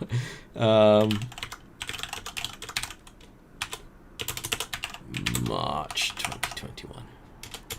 I did put 2020 on something the other day, and I was like, oh my god. Been in 2021 for 3 months and still saying 2020 on things. Okay, so we're going to include... I'm just assuming that I'm going to need standard input-output. I don't know if I definitely will, but I think I will. I know that I'm doing memory allocation, which means I need the standard library. So if you look up the details, you'll see that standard input-output doesn't do any malloc or anything like that. But if I want to do malloc and free, then I'm going to need the standard library here. Not necessarily using any argc, argv command line stuff here, so I'm just going to keep that as a void. Seeing what's happening there. Oh, Shrey's answering questions. Justin says, change it to a Dragon Ball team. I don't know if you've necessarily seen previous lectures that I've done on this exact topic, because it's wavered back and forth between Dragon Ball and Avatar, depending on which one of the two I was watching at the time. I recently rewatched all of Dragon Ball Z, which I think is an amazing accomplishment, because I can't remember how many hundreds of hours that is, but it's a lot. And how much of it is just people looking at each other and being really angry. It's like so many fights that go for like 8 hours.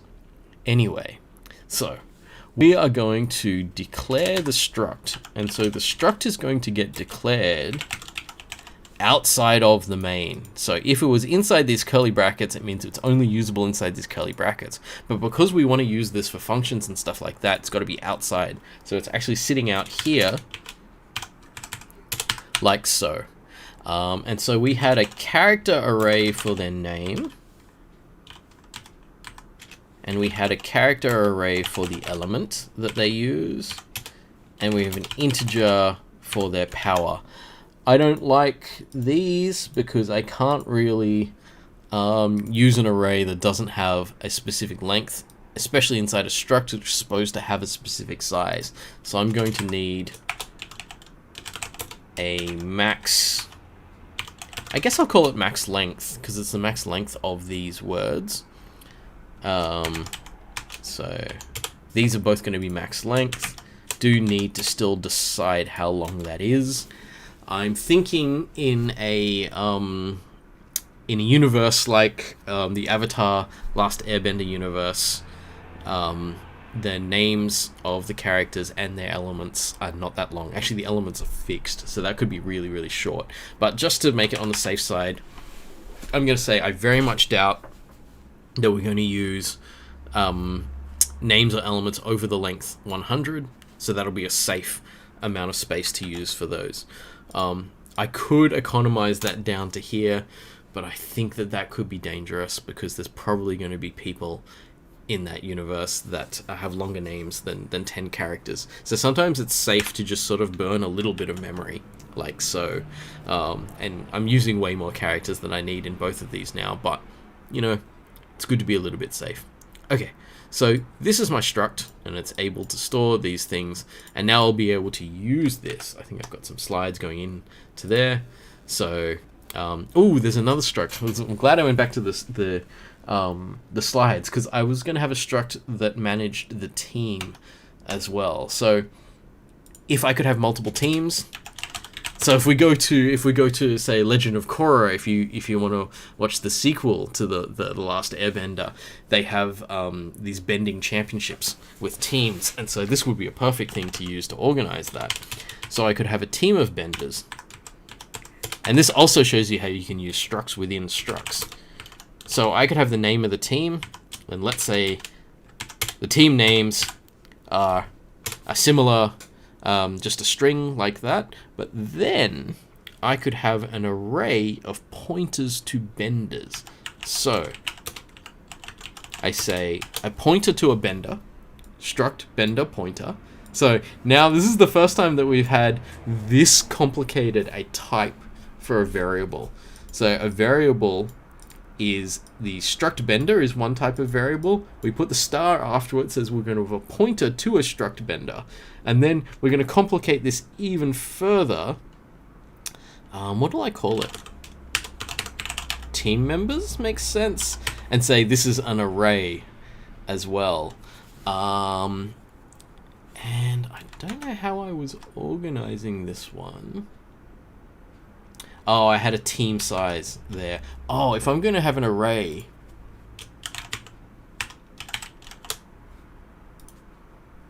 I probably want to know how much of this array I'm using. So not all teams are exactly the same size. So I'm going to put an integer in here as well. Oops, I typed a character by accident. Int team size. So that way, if I haven't filled up the maximum for the team size there, I've only filled up some of them, then I can limit the use of this array to only the initialized parts of it. Team size I'm going to define for the moment as 4, so it's going to be pretty fixed to a certain team size. So now I have a struct that is this struct here in a sense. I'll just change this so you can see where I'm pointing. Is that the team members array is this one, and it stores 4 elements I understand the issue of me calling it elements when there are elements here, something else. But the things in the array, there are 4 things in the array of team members. Each one of those things in the array is a struct bender pointer, which is a pointer to a bender struct.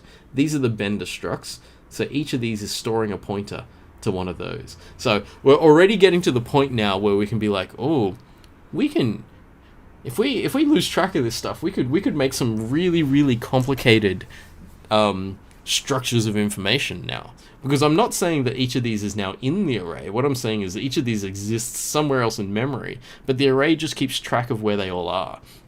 So it's kind of like Aang's at the, I don't know, the Eastern Air Temple, and Katara's at the Northern Water Tribe, and it's like, okay, Eastern Air Temple, Northern Water Tribe, you know, so it's like we have the addresses of where they are, but they're not all together all of the time. So we could do something like that, right? So this is what I'm saying is, this is probably the most complicated variable that I've ever created in 1511, where, yes, it has a name like any other variable. Yes, it has a type like any other variable, but this is the most complicated type because it's a pointer to a struct. So it's a pointer to a custom variable type. And there's multiple of them kept in this array. So what we have there now is a way of containing multiple structs within a struct, but they're not even contained in the struct. They're going to exist somewhere else, and the struct only contains the addresses of them because it's only keeping pointers to them, not storing them itself. So it's kind of interesting when you see, like, the more stuff you learn about all of these bits and pieces, like pointers and arrays and things, the more you can build potentially very complicated data organization methods. You're going to see much more of this outside of 1511 if you continue on with other computing courses. This idea of maintaining pointers to other things can expand further, and you can make networks of things. You can make graphs where things all map to each other and stuff like that. So it gets super interesting. So I just want to show you this as like a kind of basic starting point of that idea. Okay, so we haven't made any program yet, but we've set up our structures for use.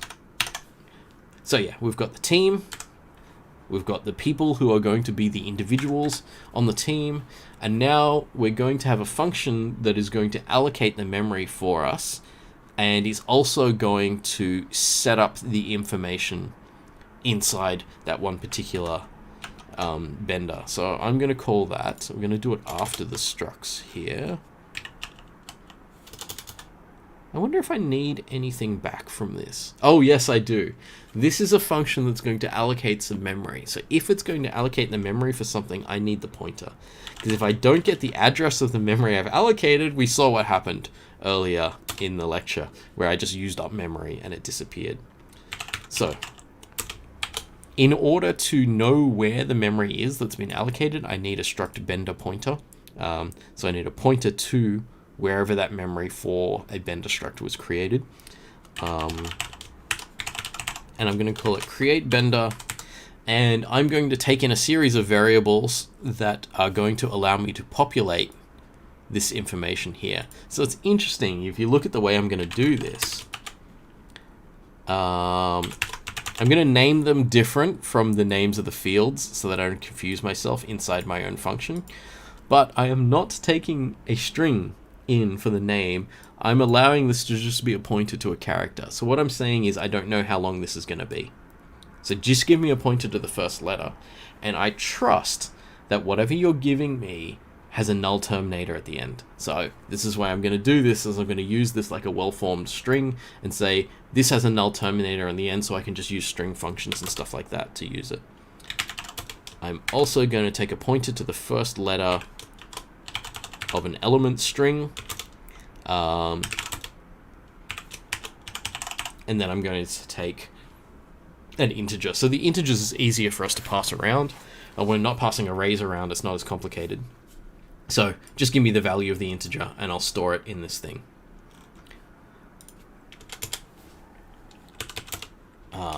Now we're going to create the actual function below my main.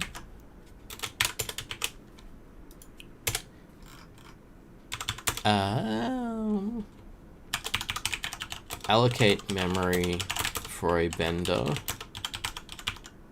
populate it with the given information, then return a pointer to the allocated memory location. I'm just going to move this up a bit so it's closer to the middle of the screen for you to see.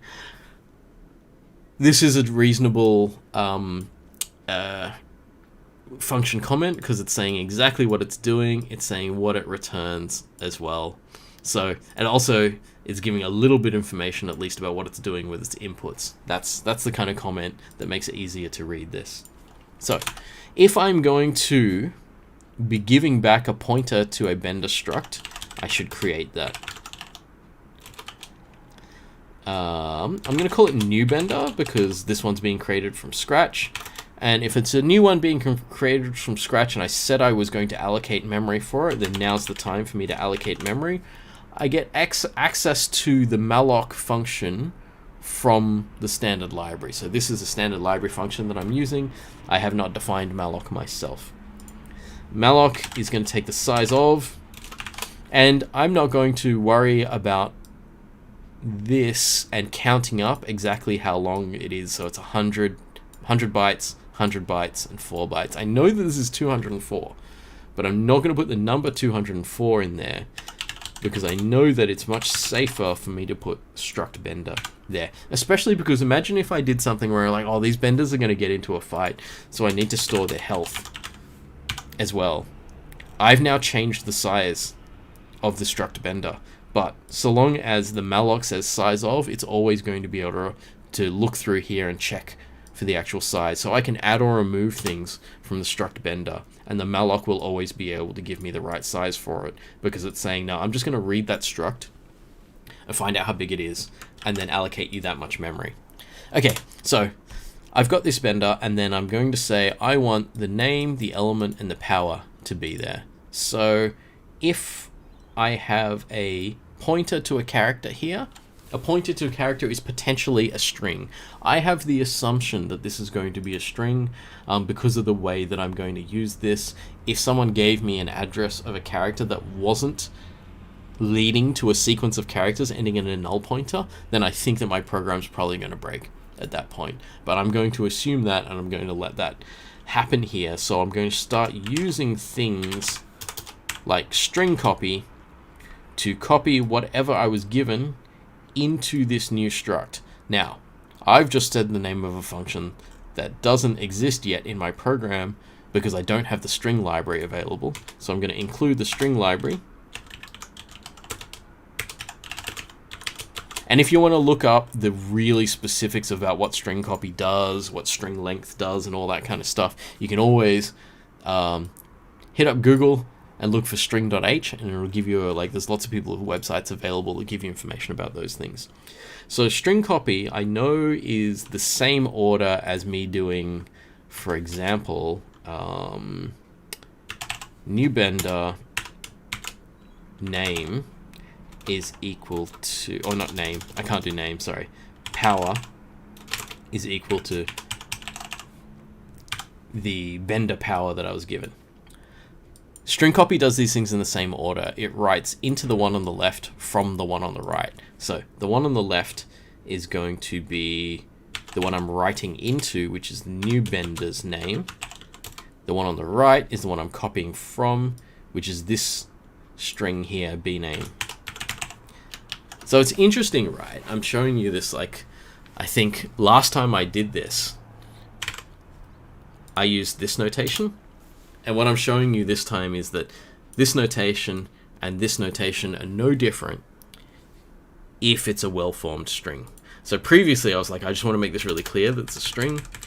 But now I'm going to use this to, I guess, try to show you that it's not always going to be that. But what we're saying is, you give me the first letter and I don't know how long this is, I'm going to trust that there is a null terminator somewhere at the end of that. So I can string copy from the input name that I was given into the struct.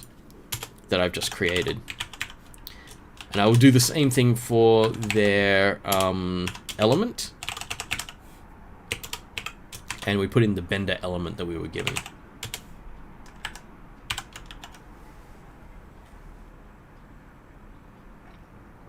A couple of people picked up on that semicolon, yeah, because I went off to another line. I was talking about other stuff before I'd written the semicolon. Okay, so here we have the creation of the memory that we're going to use, populating the name, the element, and the power, which means that all three of these things should be in here. What I've basically done is created a function that does a full initialization of a bender struct. So it creates the memory, it puts all the information in, and then it needs to give back. Well, I'm going to put lines in between there so the three different things that it does are clear.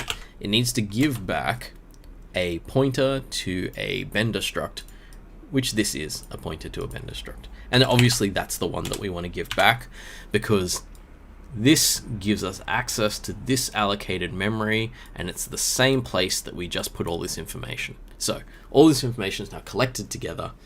It's like I've just made one of these, and then I'm giving back its address, which means I can store its address in that array that I created. So this function is going to create a bender. What I could do now is, just looking at the time, I could, what if I'm going to print it out, or, no, that's all right, let's make a few of them. I'm probably not going to make all of them here because we've only got a few minutes left. So let's make the team and then use this function to create the individual benders that are going to be on the team. So I'm not going to use the name team here. Actually, let's make it a pointer. Let's call them the companions. And we're going to memory allocate this as well. So this is not going to be a normal declared struct. I'm going to use the memory allocation again for this. Sizeof struct team. Now, anytime I use star companions, I get access to the variable that I've just created. It's interesting because it's not really a declared variable. It's a piece of memory that I'm going to use as a variable, and I have access to it via this pointer. Because this pointer is of type struct team, I will be able to use the arrows like so to access individual elements of it. So this is a team struct called companions, which means it has a name, a size, and an array of pointers to structs. So I could say, let's make the name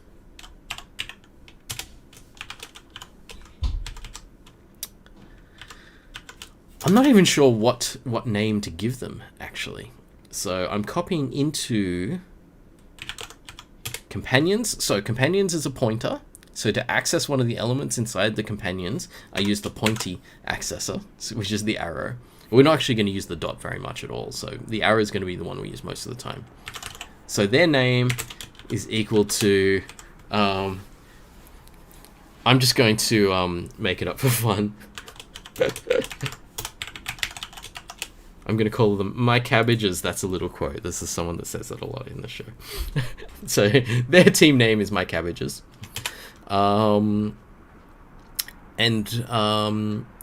team size,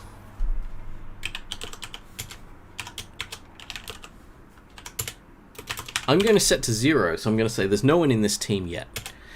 The interesting thing about the team size being 0 is that's also the index of the next free space in the team members. So as I add members to this team now, I can use the team size to decide where the members go in their slots.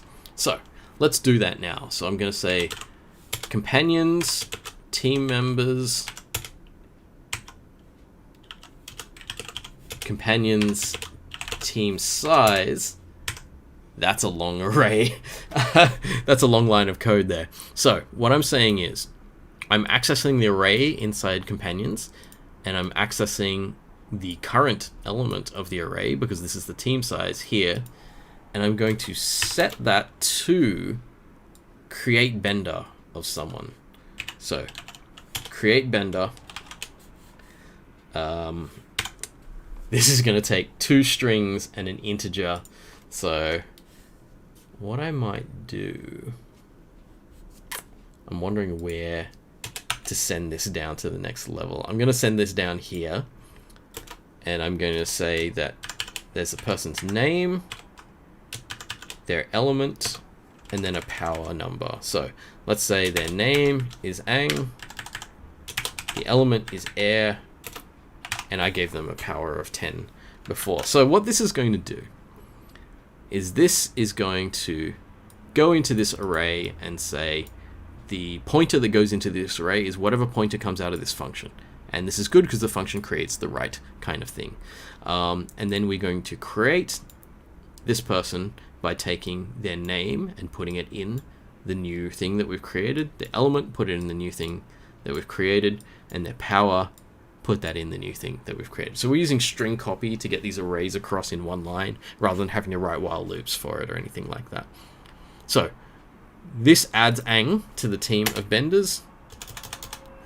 And then because the team size is now 1 larger than it was before, we go like this. And we could use this code, these 2 lines of code, to then add more team members, because now that we've done team size plus, this is recording the right team size as well as giving us the index for where we might put another team member.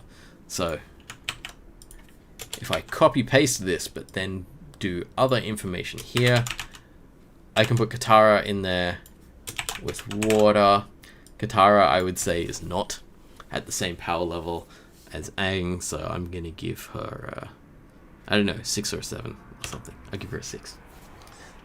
I think she is a very, very powerful waterbender, or she may in the future become a very powerful waterbender, but who knows? No spoilers. I just spoiled. Anyway, at least for anyone who's watched the show, at least I put water in here. Anyway, okay, I'm not saying anything anymore. It's very bad. So this is how I can then put more members on the team. So I not sure if I have time, but what I would also want to do is to be able to have a function that prints out the team. So I actually have more code that I could have done here. So I did one for Zuko as well, and I did him without a memory allocation to show the normal things, but I don't really have time for that. So what I'm going to do, I'm going to do something slightly dodgy here, and I'm going to copy paste this function from the slides. I very, very rarely do this because I'm running out of time. Basically, this is a function that will print out all of the team there. So what it'll do is we only need a pointer to the team because we go from I up until the number of the members, which I think I called team size here. So I'm going to have to be careful about this because my variable names in the lecture slides are not the same as the stuff I came up with on the spot here. But, you know, struct team here. The team has a name, which I think is correct. And then we loop through the team up until the team size and say this team member, their name, uses this element here. And we're going to loop through and print that out. So let's take this name of the function and put it here with our functions. So this is where I might actually start putting comments up here as well. Structures we will use. Functions. I mean, I don't really need the we will use. Structures and functions. So that way, if I'm looking through this, it's easier for me to see what's happening. So now I have a function that can print the team.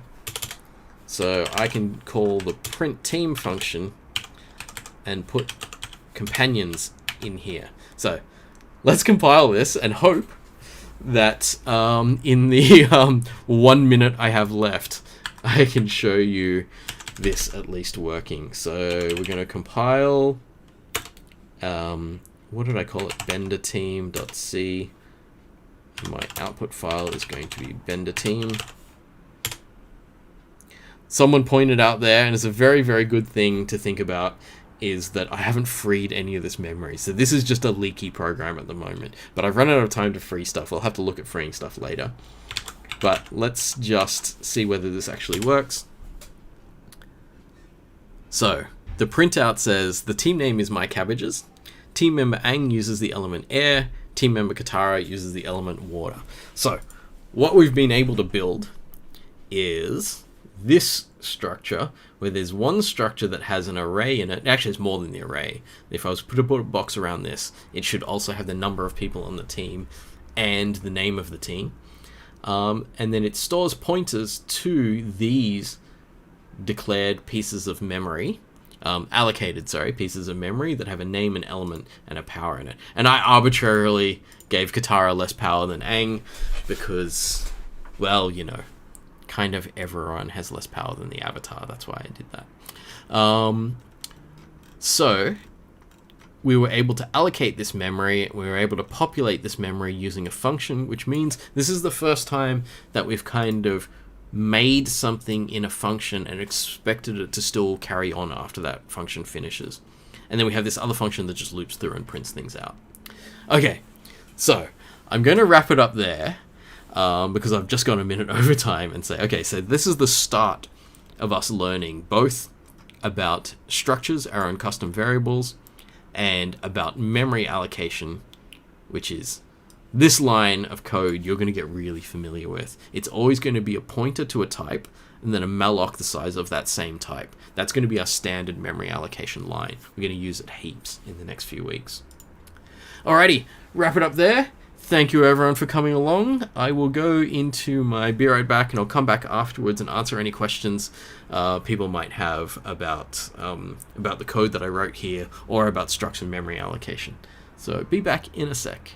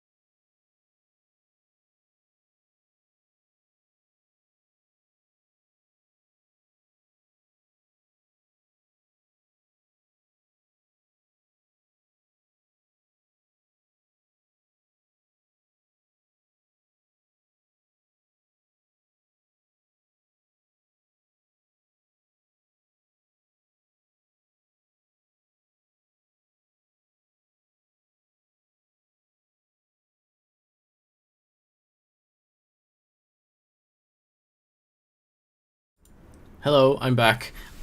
Important questions that I'm getting about tutes and labs for this week. Very awkward week. Public holiday on Friday, which is why the lecture has to go to Thursday. But also, if you have a tutorial and lab scheduled for Friday, please go to one of the other ones today, tomorrow, basically. You can go to any of the online tutorials. You can just show up. The tutors know that people are going to be showing up more in the Tuesday, Wednesday, Thursday tutorials. So you can just turn up to any of them. Obviously, it's going to be a little bit harder to get like a full-on conversation going with the tutors in the lab because there's going to be more people in the labs. Also, it's important to note that due to COVID restrictions, you can't just turn up to one of the face-to-face labs. So the only labs that are available to turn up to, because of the Friday public holiday, are the online ones. So you'll see them via Blackboard Collaborate. You can see them in the timetable as well, for when they're running.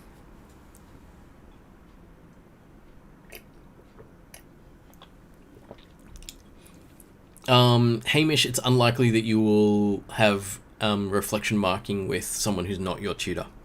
So those people who have a Friday thing, your tutor will either start doing a bit more reflection marking online, or will see you in weeks 8, 9, and 10. So we're easing off a bit on how much time we're spending on reflections in the labs, because the labs are going to start to get much busier with much more complicated code like this that people are going to need to wrap their heads around. So there's probably only going to be one more conversation with your tutors over the rest of the term. So I think we tried to do 2, maybe even 3 if possible, but it probably would have just been 2 in the first half of the term. The second half of the term, we're only going to do 1. Unless you really, really want to talk to your tutor about more stuff. In which case, it's a matter of, approaching them in the lab and asking them to talk to them, that kind of thing. Okay, Lorenzo is asking, could we go through that free team function in the slides? Yes, we can. So the slides had more stuff, which I think I will probably end up having to... Oh, actually, no, I don't know. Maybe I can just do it now. I was wondering if I should go through this at the start of the next lecture, seeing as we didn't get through it. So, interesting thing. If we want to free the team, so let's go back to this. I'm going to do a red box around this one. Everything that's in a red box is allocated memory, because basically everything has the malloc call. So the team struct, one team struct has been memory allocated. And in our particular example here, because we called create bender twice,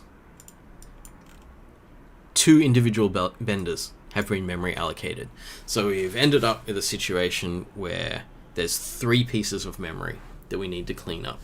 And an interesting thing, and like one of the instincts that people often have when we start this, is if we just clean the team, will that clean up all of the pointers inside the team that are aimed at other things? So if we did something like, I would like to free this memory, what does it do to these? And the answer is it does nothing to them. So if I just freed the team here, then all 4 of these instantly become memory leaks. So this is why we need to order how we're doing our frees so that we can free these pieces first, and then we free the thing that was accessing them.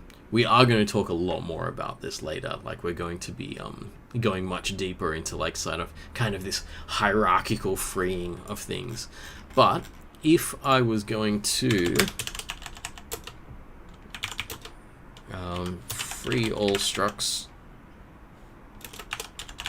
from the team level, I could write a function like this. That it's a void function because when I'm finished, there's not going to be any data, so there's no point returning anything. So free team, and I'm assuming that free team receives a pointer to a team. What should I call it?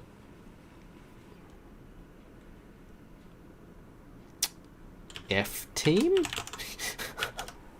Sometimes it's hard to name something because the context for it is the fact that it's something that's being removed.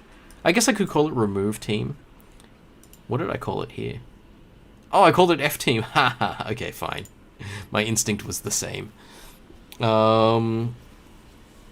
Ooh, Evan, you're asking about type def. Don't worry about that. We'll get to type defs later. And yes, we will definitely be using type defs, but it's a little bit later on. Actually, when I say a little bit later on, I think I might be talking about it tomorrow. So it's not that far off. But typedef is something I just didn't want to introduce too many things at once. So yeah, we will be using that, especially once we split things into different files. But that's a whole nother kind of sort of philosophy around how we do things we're going to talk about tomorrow. Okay, so if I want to free the team, I want to free all of the allocations the team points at, then free the team itself, team struct itself. Bit more detail there. Free all the allocations Bender structs the team points at, then free the team itself, which means that instead of freeing this one first, what I need to do is I need to loop through this array and free all of these, then come back and then free the thing that contains the array. Because if I free the thing that contains the array, then I'm going to free all of these, like all of the memory where these memory addresses were, and I won't be able to access them again to do the freeze of the individual pieces. So this is the kind of thing where I could do from 0 until team size.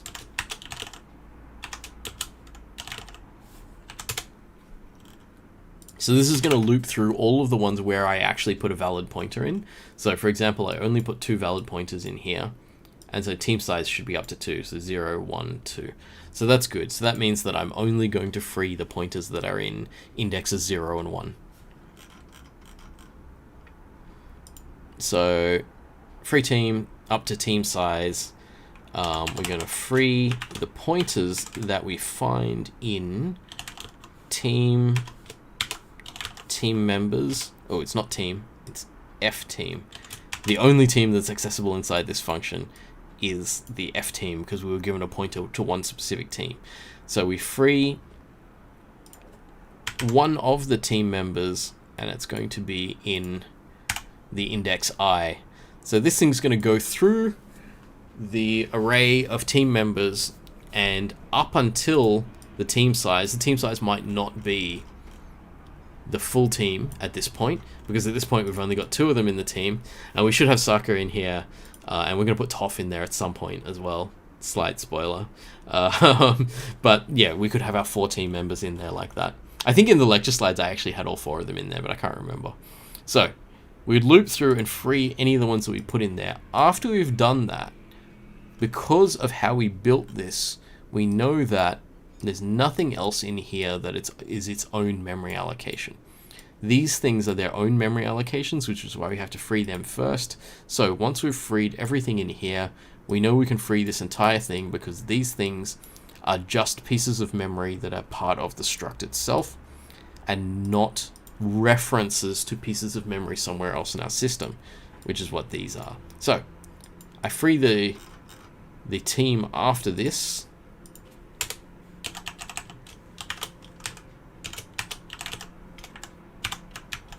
And this should now free everything.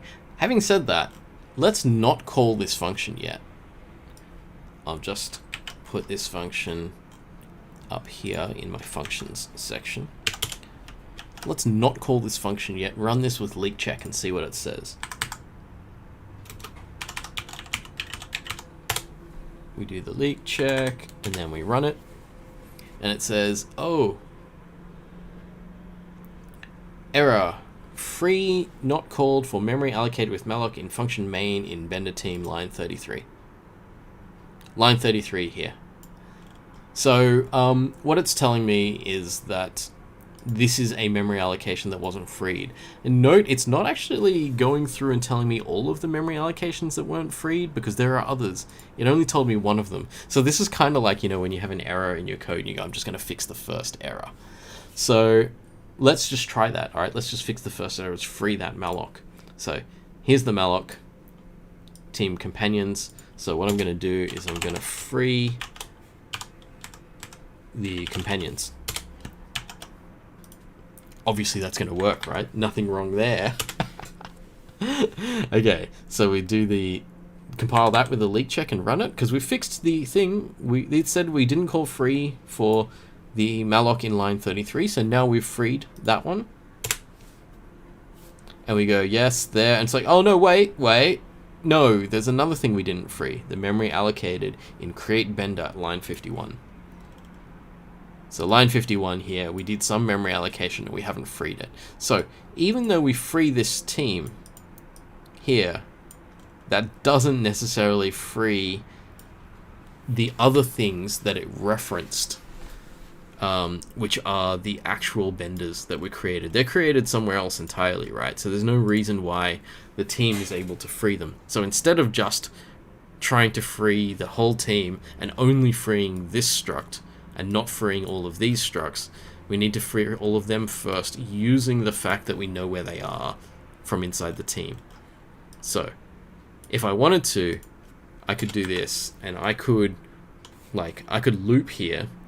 So I could do a while loop here through the array in companions and free them, and then free companions afterwards. But I've already written a function that does that. It does the while loop, and then it frees the container that kind of contained the references to the others. So we can call free team.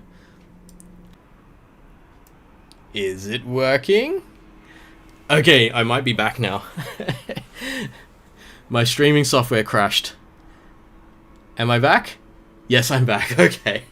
That was a moment of stillness. Okay. Hamish asked a very interesting question. Can free be safely called on pointers to memory not allocated via malloc? No, it is not safe to do that. So if you call free on something that has that is not allocated memory, an error will come up when you do that. Okay, so I'm not sure where I was up to when the stream died, but like my whole computer just like like all of my monitors turned off for a few seconds when that happened. So I'm pretty sure I know where I was up to. Where I was here and I was saying, yes, if we tried to free the whole team and not free all of the parts of the free all of the parts of the team, then free the team itself, then that doesn't free up all the memory. Oh, Lorenzo's reminding me that there was no I++. Wow, I copied that from the slides. Are the slides wrong? Did I copy that from the slides? No, this is the one that I didn't copy from the slides. I was writing it from scratch. I was going to say, how can the slides be wrong? That's like tested code. Okay, so this will loop through the team properly now. This is the problem, is I should actually write my while loop with my test and my iterator before I start writing the stuff inside. Like, I usually have that instinct to do that, but I've broken that instinct twice today, which is bad. Okay. Shrey was like, yeah, the slides are never wrong. Yeah. Slides can still be wrong. The slides have been tested more than the code that I've written today, obviously, because they've been run like 7 times, whereas the stuff I'm running today has only been run today. Okay, so if we call free team on this instead, so we hopefully won't get that memory leak, because what free team is going to do is it's going to go through first and free all of the mallocs that were individual benders that were created, and then it's going to free the malloc for the entire sort of umbrella struct that controls the team, like that.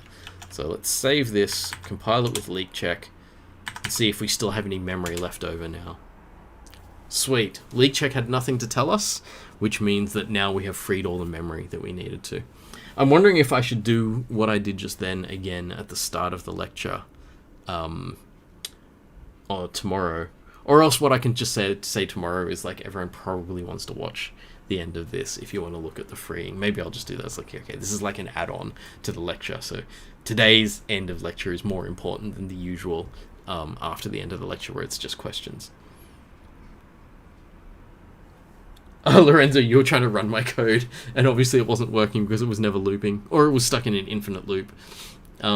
Or it was crashing because you tried to free a pointer that had already been freed, which is the same kind of thing that Who was asking about that? Hamish was asking about that. Like, what happens if you free a pointer that's kind of not even attached to allocated memory?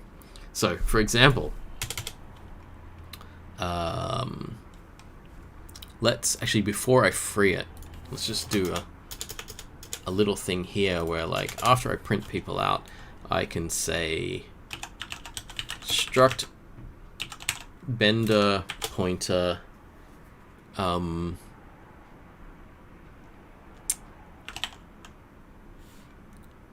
I using new bender somewhere? No, not quite. Is equal to, let's just make one. Okay. Struct bender sucker. And then a new pointer is equal to the address. I know that it's like, I always get confused, like, because I know it's spelt this way, but it's pronounced this way, and so I always get that one wrong. So the more I type it, the more I start saying his name wrong, even though I've heard it like hundreds of times. Anyway, okay, so this really makes no sense to anyone who hasn't watched Avatar. So the address of sucker is one of the other benders, is now this pointer. So what happens if we try to free a pointer that's not allocated memory? It's just some other piece of memory. I did it again. Let's have a look, because I'm pretty sure this is going to spit out an error. Oh no, it won't even let me get to that point.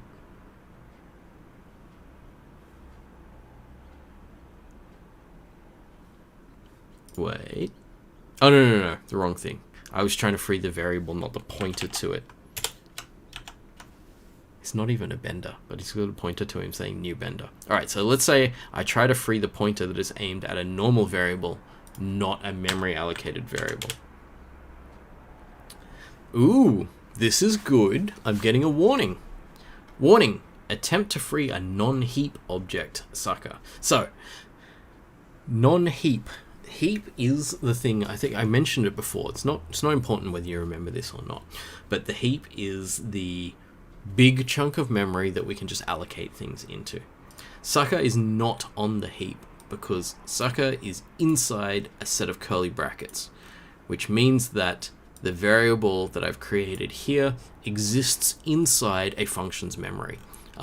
This is usually on what we call the stack, but we don't need to think about that here because it's specifically saying if it's not heap memory, so it's not allocated memory, then you can't free it. However, that was only a warning. It actually let us compile then. So if it let us compile, let's run it and see what it does. Oh, problems. Runtime error, bad free. Execution here, blah, blah, blah. Free here. It hasn't actually given us much information there. The only information it's given us is this is a bad free, which I guess is okay because we kind of know that that yes, that was a bad free. We're trying to free something that wasn't allowed to be freed. So it says, okay, I found this pointer, I found where I was aiming at. You're not allowed to free that because it's not allocated. It belongs to the main function. So this variable sucker belongs to this function. You're not allowed to free it. You can only free things that have been allocated that don't specifically belong to a particular function. So hopefully that helps.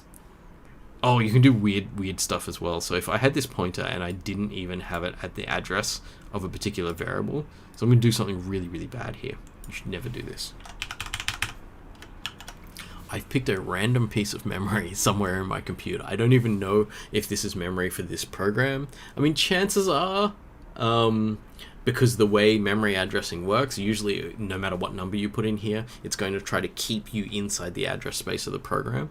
So if I had this thing, and we don't need this anymore, and I say, here's a pointer somewhere. So this also means any pointers you have that are just sort of floating around between things. Or especially, this is what a pointer with a random number is what a pointer is going to look like if, say, something has already freed it. Oh, I could even do something like that. I could have a pointer to something I've already freed. So I could have a pointer to ang, free that, and then free it again and see what happens. But let's have a look as if I have a pointer that's just arbitrarily pointing somewhere in my memory and I try to free it. Let's see if we get the same error, because I don't think it's exactly the same error. Warning, incompatible. Yes, it's telling me I shouldn't be putting a random integer into a pointer. That's a good thing. It's saying this isn't an address format, but it is probably still going to work. So we'll see, because it's a warning. It says, yes, we can run this, but we don't think it's correct. There's a good warning to have, right? Because you can see that that code is not a good idea. So let's run it. Oh! Execution stopped. Oh, wow.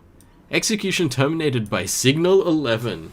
We are not getting very good error messages now. We're so far off the standard way of doing things that we're getting signal 11.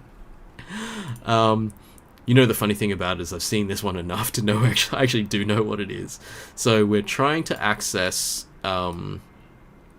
memory that is not in our memory. This is actually, if I remember correctly, this is what they call a segmentation fault. So this is me trying to access memory that I don't have access to. So I've followed this pointer to this random location, and my program says, no, I don't have any authority over that location.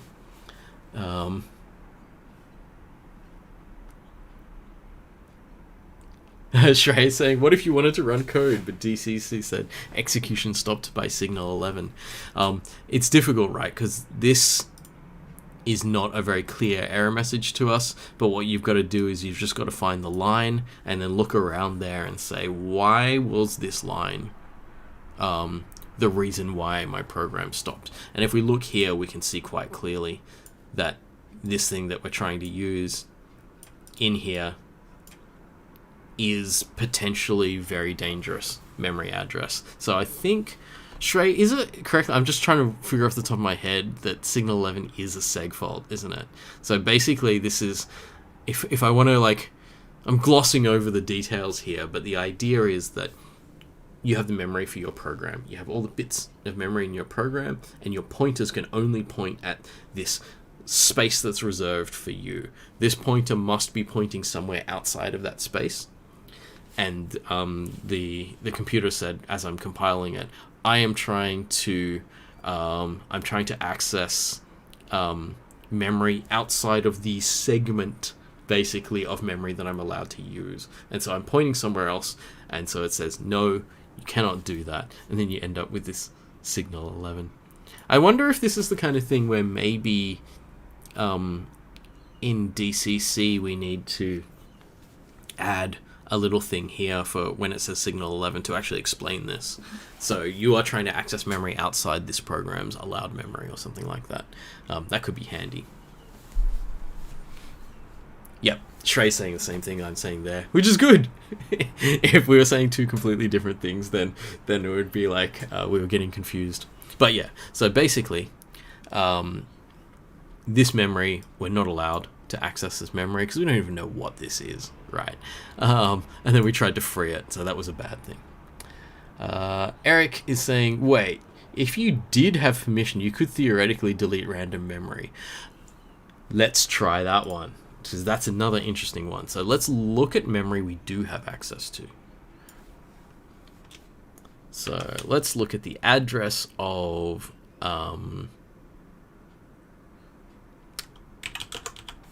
companions 0. Oh no, that's not an array. Companions team members. Companions team members 0. So that's ang here, and we know that this has been created. So we know that this is within our program, and we've got a pointer to it called new bender, and then we free it, and just to see what happens, let's free it again. So this is definitely in our memory space because we used to have something allocated there that we freed. And then we're going to see what happens if we free it a second time. So this memory is already free, but we're calling free on it. So let's see what happens. So now we're in memory, which is accessible to our computer and right there. And let's see what happens. So we're going to compile that, and it's saying... Oh, wait. That's incorrect code. So this is going to give me the address of companions and then try to access stuff on it. So what I need is to put brackets around this to say, I am accessing this particular team member and I want their address. I think that's what that issue is. Nope. Incompatible pointer types. Initializing struct bender pointer with an expression of type struct bender pointer pointer.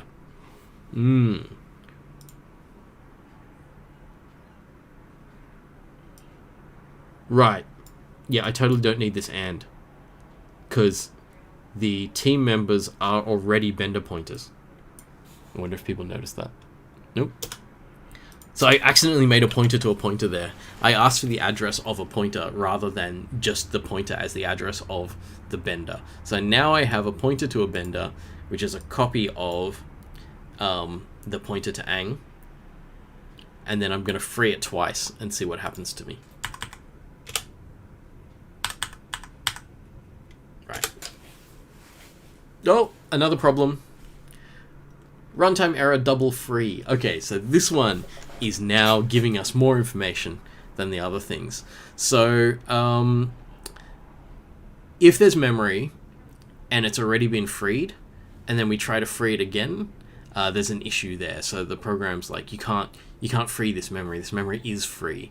So, well, not necessarily this memory is free, but this memory is not allocated to that pointer the same way that you thought it was. So I free it, and then I try to free it again, and it says, no, can't do that. I'm wondering if we can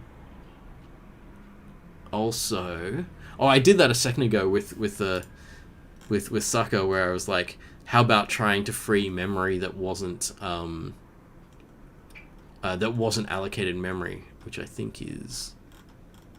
Was it this one? I think that I did that. I can't remember. But yeah, so there's... Yeah, it was this one here. So you can see there's many different cases where if we try to free something that is not a allocated pointer, your program crashes in many different ways, and sometimes with error messages that are nearly meaningless to us.